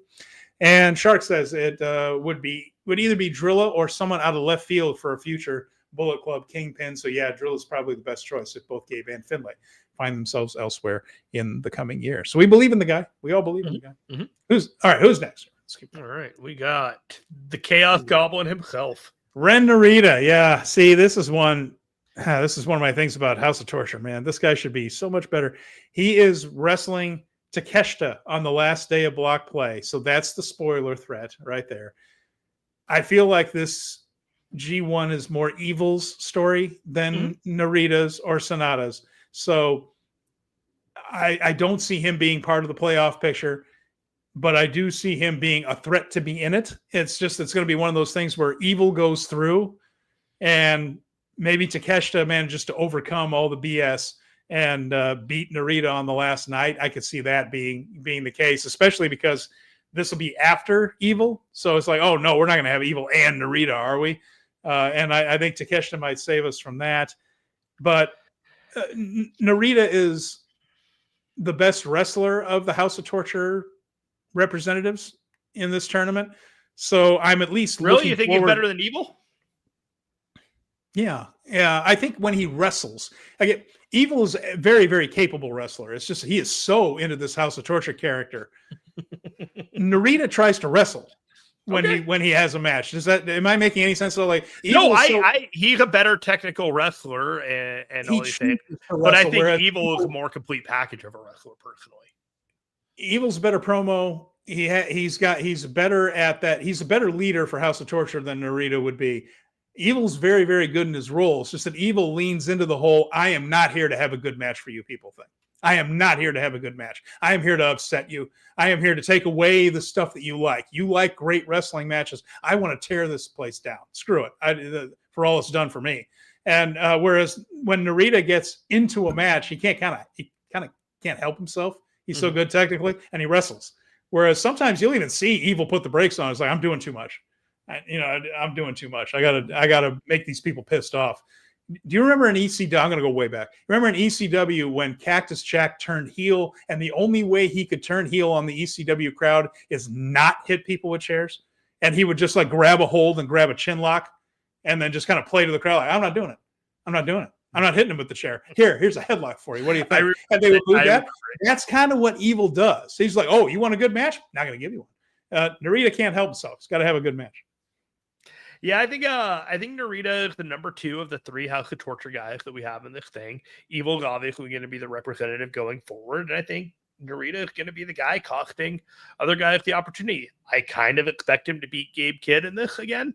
I kind of expect him to beat Great Khan and kind of, get a win over Yoshihashi and Maloney, which are kind of lower end guys of Hontai, and just he's a number 2 and they're kind of number 3s in their faction. So that's kind of what I was looking at there, and 8 points ish. I think about right. And he does have a match with Shota Umino, which always has a little bit of steam on it because of the history between the two. So Umino and Narita, you saw it in the previews when they were building up to this, the end of NJPW Soul. Sure enough, they were on opposite sides of multi-person matches and just went at each other's throats. So that Narita Umino clash will be a nice little dessert. The ones there that you want Ren Narita to get his butt kicked significantly, you're going to be infuriated when the match is over. That's my opinion. Let's see here. Crash TV says Takeshita should oops, I missed the comment. Takeshita should put him through his paces at the very least, I guess so. Yeah. Said Sharks, who says not only is Narita stuck in House of Torture, he doesn't even get to be the big bad heel at the top. He's honestly the one guy in the house that bothers me that he's in the group. Doki? Yeah, I was going to say Doki bothers me more, but Narita, the point is made, and Sho seems to enjoy being in House of Torture so much, I almost wouldn't want to take it away from him, but he's a better wrestler than that. Crash says Narita's like the local comic relief on the mic, doing his Japanese Seinfeld shtick before every match. No idea what he's saying, and I don't think they bother to translate, but he seems to crack up everybody. Now I just have like the... I was going to say, I think that's Sho actually that does that. Sho does the whole "this town and everybody in it sucks" act. Brad says John Cena said he's going to ruin wrestling for his heel work. There are reasons why John might have ruined some things, but it's not his heel work. Yeah, boy, I hope that turns around soon. I'm about done with this whole thing. WWE's about done with this whole Cena thing too, by the way. They did not want to spend their year telling this story to cover for him just not being very good anymore. Evil has done that gimmick already. I'm going to push back on that one, Brett. I think Evil, when he decides to wrestle, can still do it. I think Evil's there's still a good wrestler inside of Evil.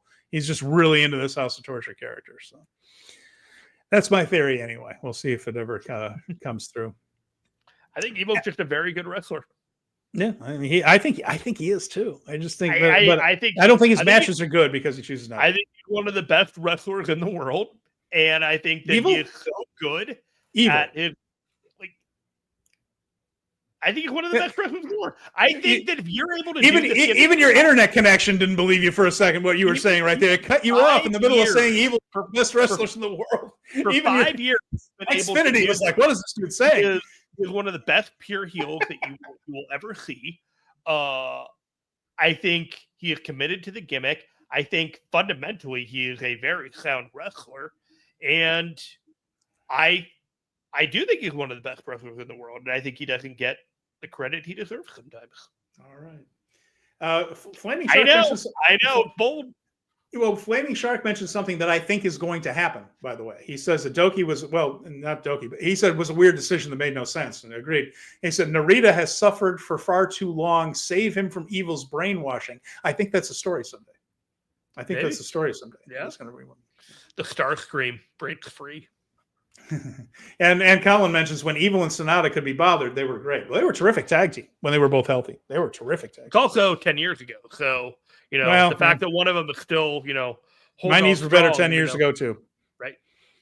All right. People are really hot at me for my Evil advocacy. And Brad says Evil's a very good wrestler. Almost everyone in HOT except the Bullet Club cast, like Yujiro, Chase, Fale is really good. It's part of what makes HOT so aggravating to me too. Just the fact that you have these guys who are very capable of great matches, who are in a gimmick that doesn't allow them to do so, kind of irks me. Who's next, Jeremy? We have one more to go before we talk about the post-block stuff. Oh, boy. Konosuke Takeshita. Now, this is a guy I definitely have moving into post-block play. Now, he did not make the finals last year.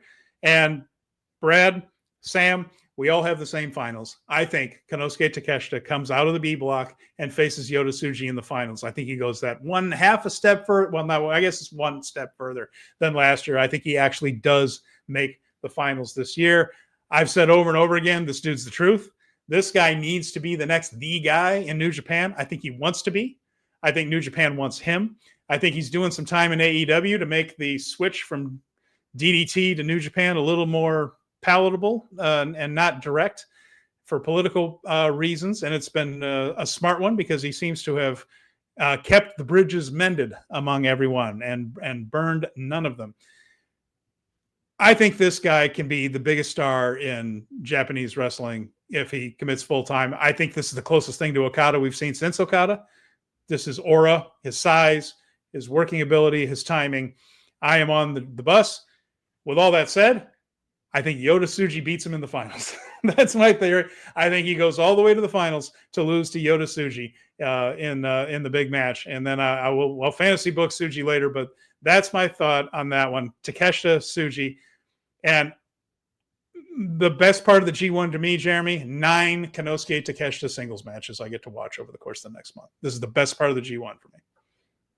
Yeah. Yoda Suji and Konosuke Takeshita were the 1 and 2 of the people that I debated winning this entire thing. But I also felt like if those are the 2 and they had, I thought that was they got really close to the finals last year with those 2. I seem to remember. I don't remember. He was in the semis. I don't know. Yeah. And the final was Zack and Shingo. The Zack beat Shingo in the finals. Right. And so I don't know if you want to put those 2 in the finals with each other because you split the audience of who you want going into Wrestle Kingdom. Maybe that's a Wrestle Kingdom match. You know what I mean? Like maybe you keep them apart this entire tournament. And that is a big match that you do at Wrestle Kingdom with Yoda Tsuji calling his shot in October. And you do something like that. It's entirely possible. You'd have to create like a completely different element of surprise.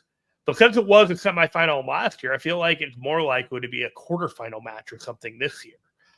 Something that they do, but remove the element of running that back very and give you a different set of scenarios, that kind of thing. I have him second winning in the block. So officially it would be for me, Zack Sabre Jr., Takeshita, and Umino. And I think that's a pretty strong 3 on that side that they go. Takeshita needs nothing in the tournament, in all honesty. And I don't think it's time for him to be put as the top guy because he's not committed to the promotion full time. I think it's a lot better to have him in a position where he's 3rd or 4th at the top of the card, maybe challenging for another big title. It could be a global title match. Like we have Takeshita and Gabe Kidd very early on in this tournament. They could run that back if they wanted to. Takeshita is the real deal. I'm just not necessarily sure because he's not there all the time that putting him in the position to be the guy to lead and put an IWGP role near Wrestle Kingdom is the best idea. Well, I think we could see what if here's the what ifs. What if he eliminates Zack on the way because of the way the brackets work out? Mm-hmm. He eliminates Zack on the way. That sets up the Forbidden Door title match. Then he gets to Tsuji. He gets stopped. Maybe even you can tell a bit of a story that Zack dings his elbow or his knee during that match and he wins, but maybe that you can use the knee or the elbow as an excuse as to why he doesn't beat Tsuji, for instance, or something like that. So then he's got his Forbidden Door match. New Japan doesn't have to put him in the Tokyo Dome main event, because he's not a full-time guy. He can be a star on the show. He can be a feature in a featured match. Here's my thought for Tsuji. And here's my tinfoil hat. Tsuji wins G1. He challenges Zack, but he challenges him for King of Pro Wrestling because we talked about Zack as the world champion going into Kingdom 2 years in a row, a little squidgy, right? Tsuji beats him at King of Pro Wrestling and wins the world title.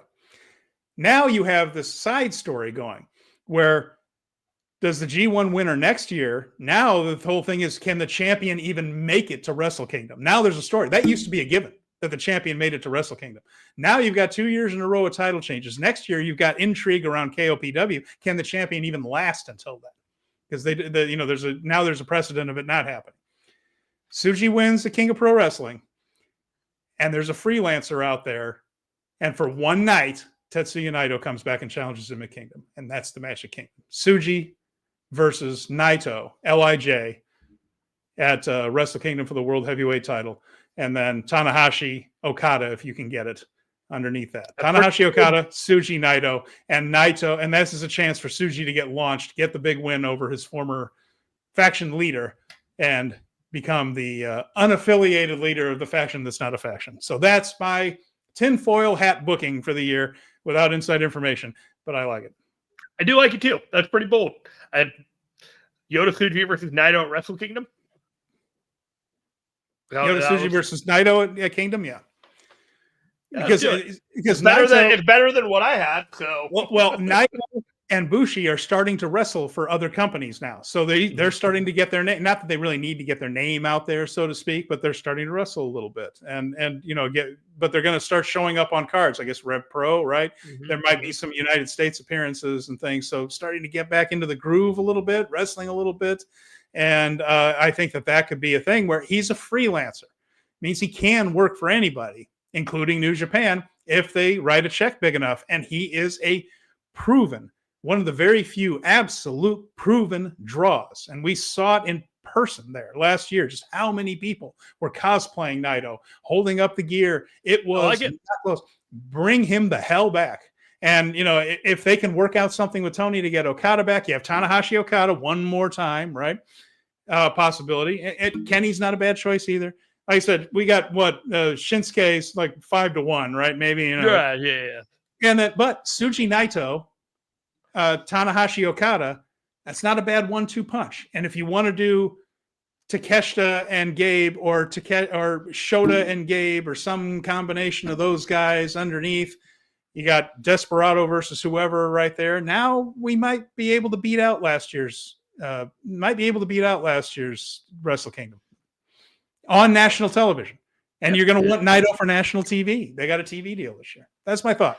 It all seems like a strategic play that makes total sense.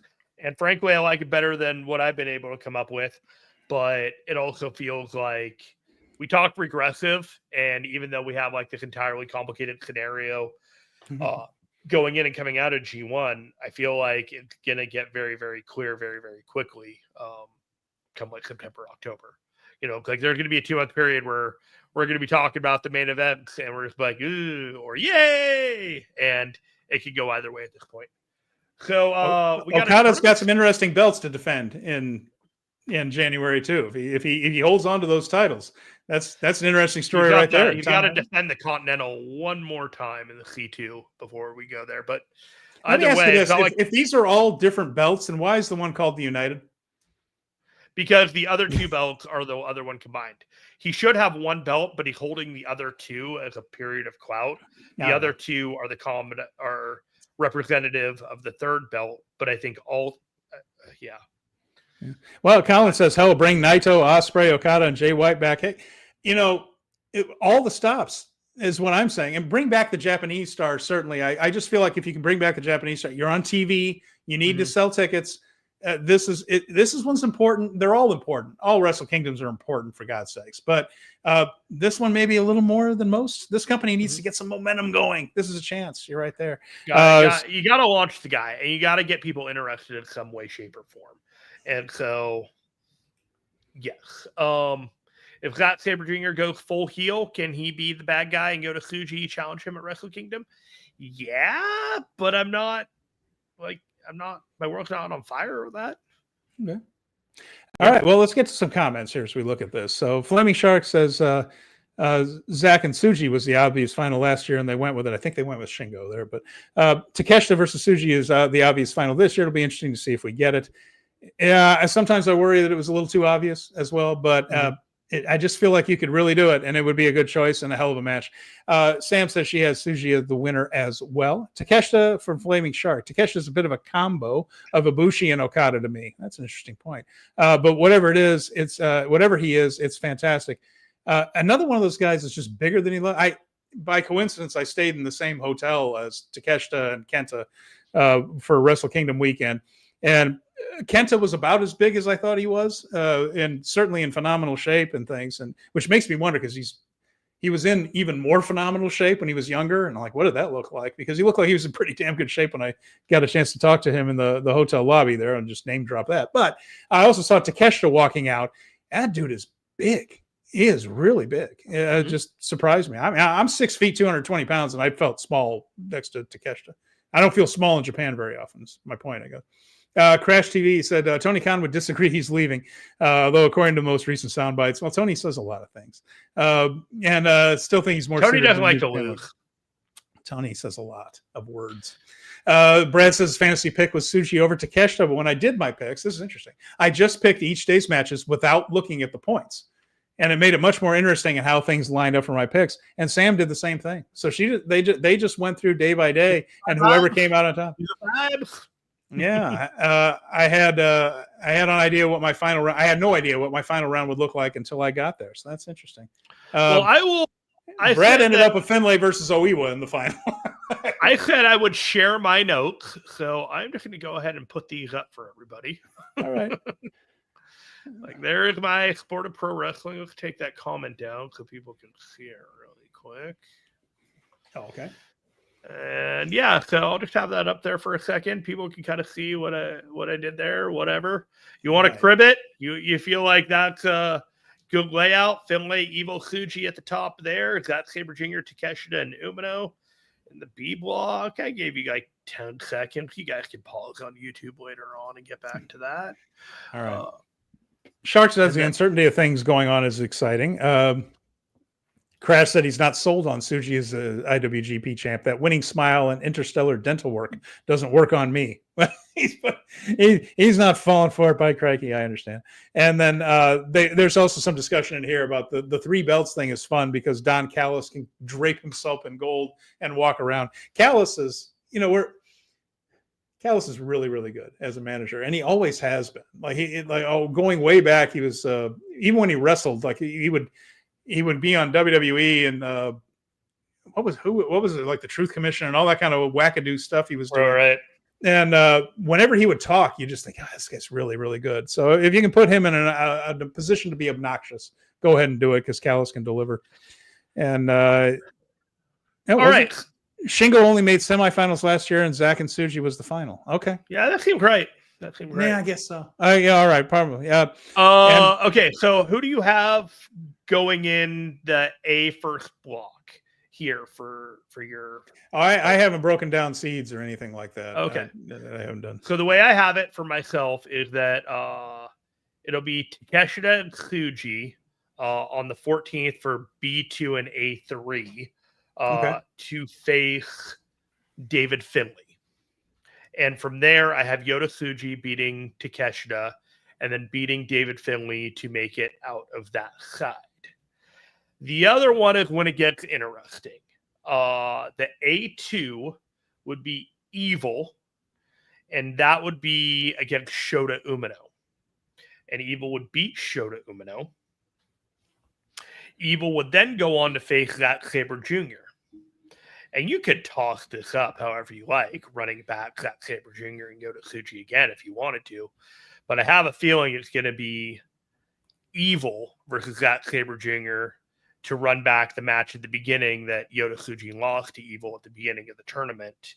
And then Evil loses and then challenges Zack Sabre Jr. at some point as the last of the three potential title challengers.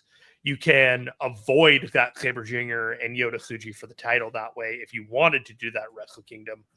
Or you could have any sort of scenario in which Evil challenges and then Yoda Suji challenges, and then you get your Naito scenario, or somehow Evil, God forbid, ends up with the title by challenging Zack Sabre Jr. in October, winning it, and then it becomes Evil versus Yoda Suji in the semi-main at Wrestle Kingdom. All of those seem incredibly, incredibly viable to me. Okay. There you go. Okay. So, I'm just looking back on the G1 from last year. Yeah, Zack defeated Yoda Tsuji in the finals. Okay, I had that backwards. He defeated Shingo in the semis. I guess that's the match I was thinking of. with Zack beating Shingo. It did happen. It just happened in the semis, and Finlay lost to Tsuji in the other semis. If Yoda's winning the whole thing, it can't really reverse. be Yoda versus Zack Sabre Jr. again. Like it just doesn't feel. It doesn't feel like after all of that and a sameness of the tournament the last year that you do the same final. It's a really similar tournament, so you can fall into that trap as a fantasy booker sometimes to just think, well, it feels that way, and then you realize that you do have to take into account last year, and that would be the case for Zack and Tsuji. Yeah, I agree. It's not going to happen. Running it back with Yoda Suji and David Finley and Yoda Suji and Konosuke Takeshita, quarterfinals Takeshita and Tsuji. But Takeshita making post block play last year, and he lost to Tsuji. Okay, and so now it's Takeshita and Tsuji. I still think that Tsuji losing in the finals and then winning it.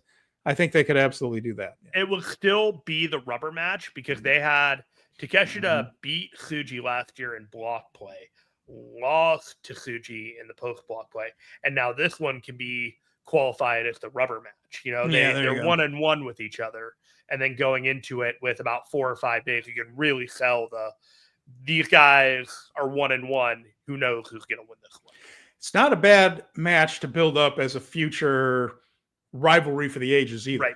Tsuji and Takeshita, and both of them with the size, really, relative to Japan, and then Evil and Shota Umino on the other side just feels like, you know what I mean? Like you use Shota Umino, you get him as that Hontai guy, and then Evil dastardly cost him the opportunity to go forward at the G1.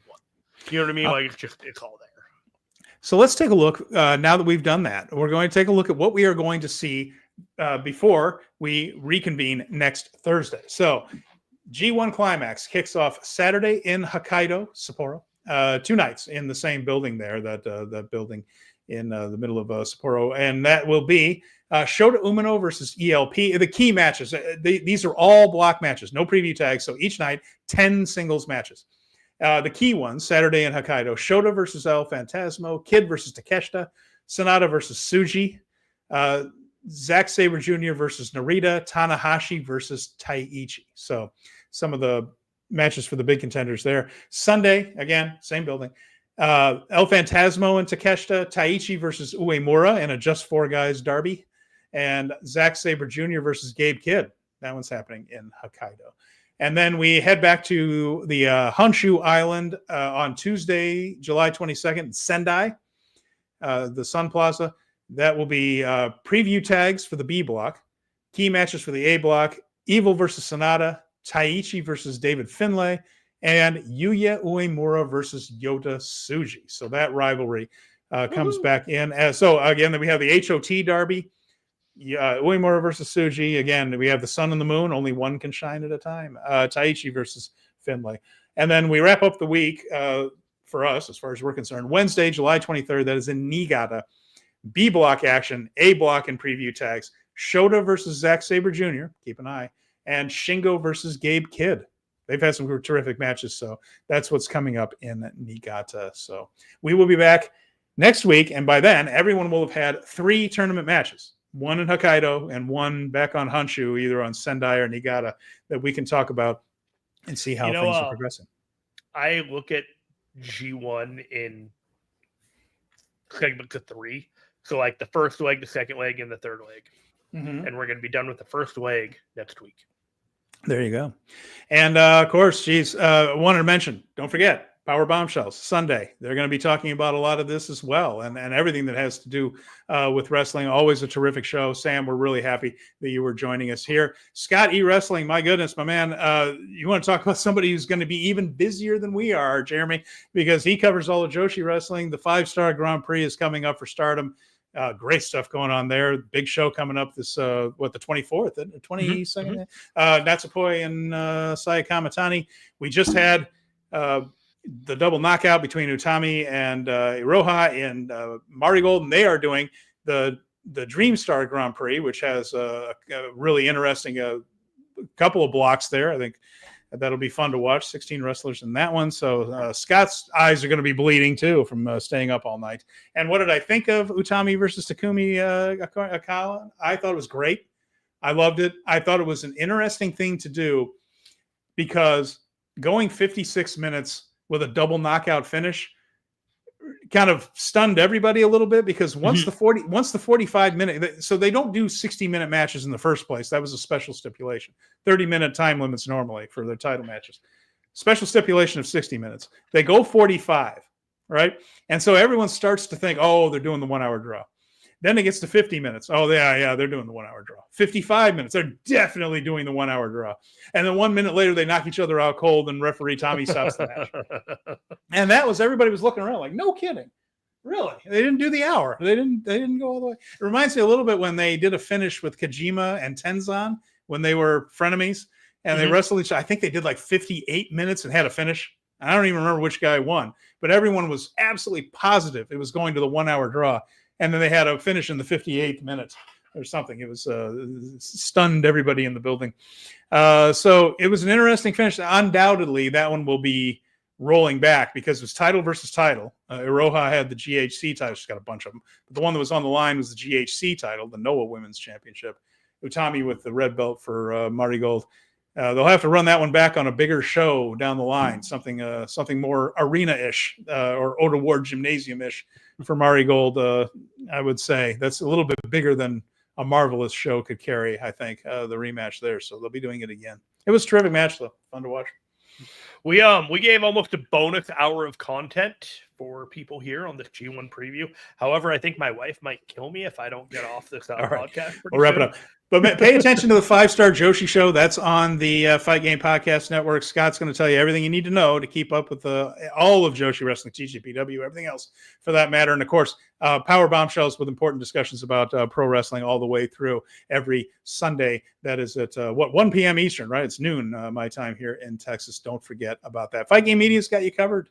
The wrap for WWE, whatever you need, man. Dynamite show, all of it. Whatever you want to run back all this stuff we did last weekend. We got like 4 shows that everybody did over pre-shows, post-shows. If you hate WWE, you can skip all that. I did an AEW show. It was fun. I brought BJ stick with us next week, and you can tell us how damn wrong we were with all of our predictions. Oh, I can't wait to eat a bag of crap. I know. Oh, I'm such an expert. I don't know anything. But hey, we got 2.5 hours, and everybody, nobody thought I was wrong when I said it. All right. And Scott says, good stuff, guys. Got me into it as much as you could. Busy time of year. Brad says, fun show, guys. Thank you, guys. I really appreciate it. And I'm glad you were all here. I'm glad everybody's excited. And I got to admit, maybe my level is 6.5, 7 now after talking a little bit. It escalated. You climbed the escalator a little bit. All right, so we're going to wrap this one up. Join us next Thursday. We will take a look. USVA guy says Yuya is going to win. Oh, my goodness. Bold. Everybody, thanks for joining us either live here on YouTube or as a podcast later. We're grateful for your time. For Jeremy Finestone, this is Steven Conway. This has been Speaking of Strong Style, and we will talk to you again real soon.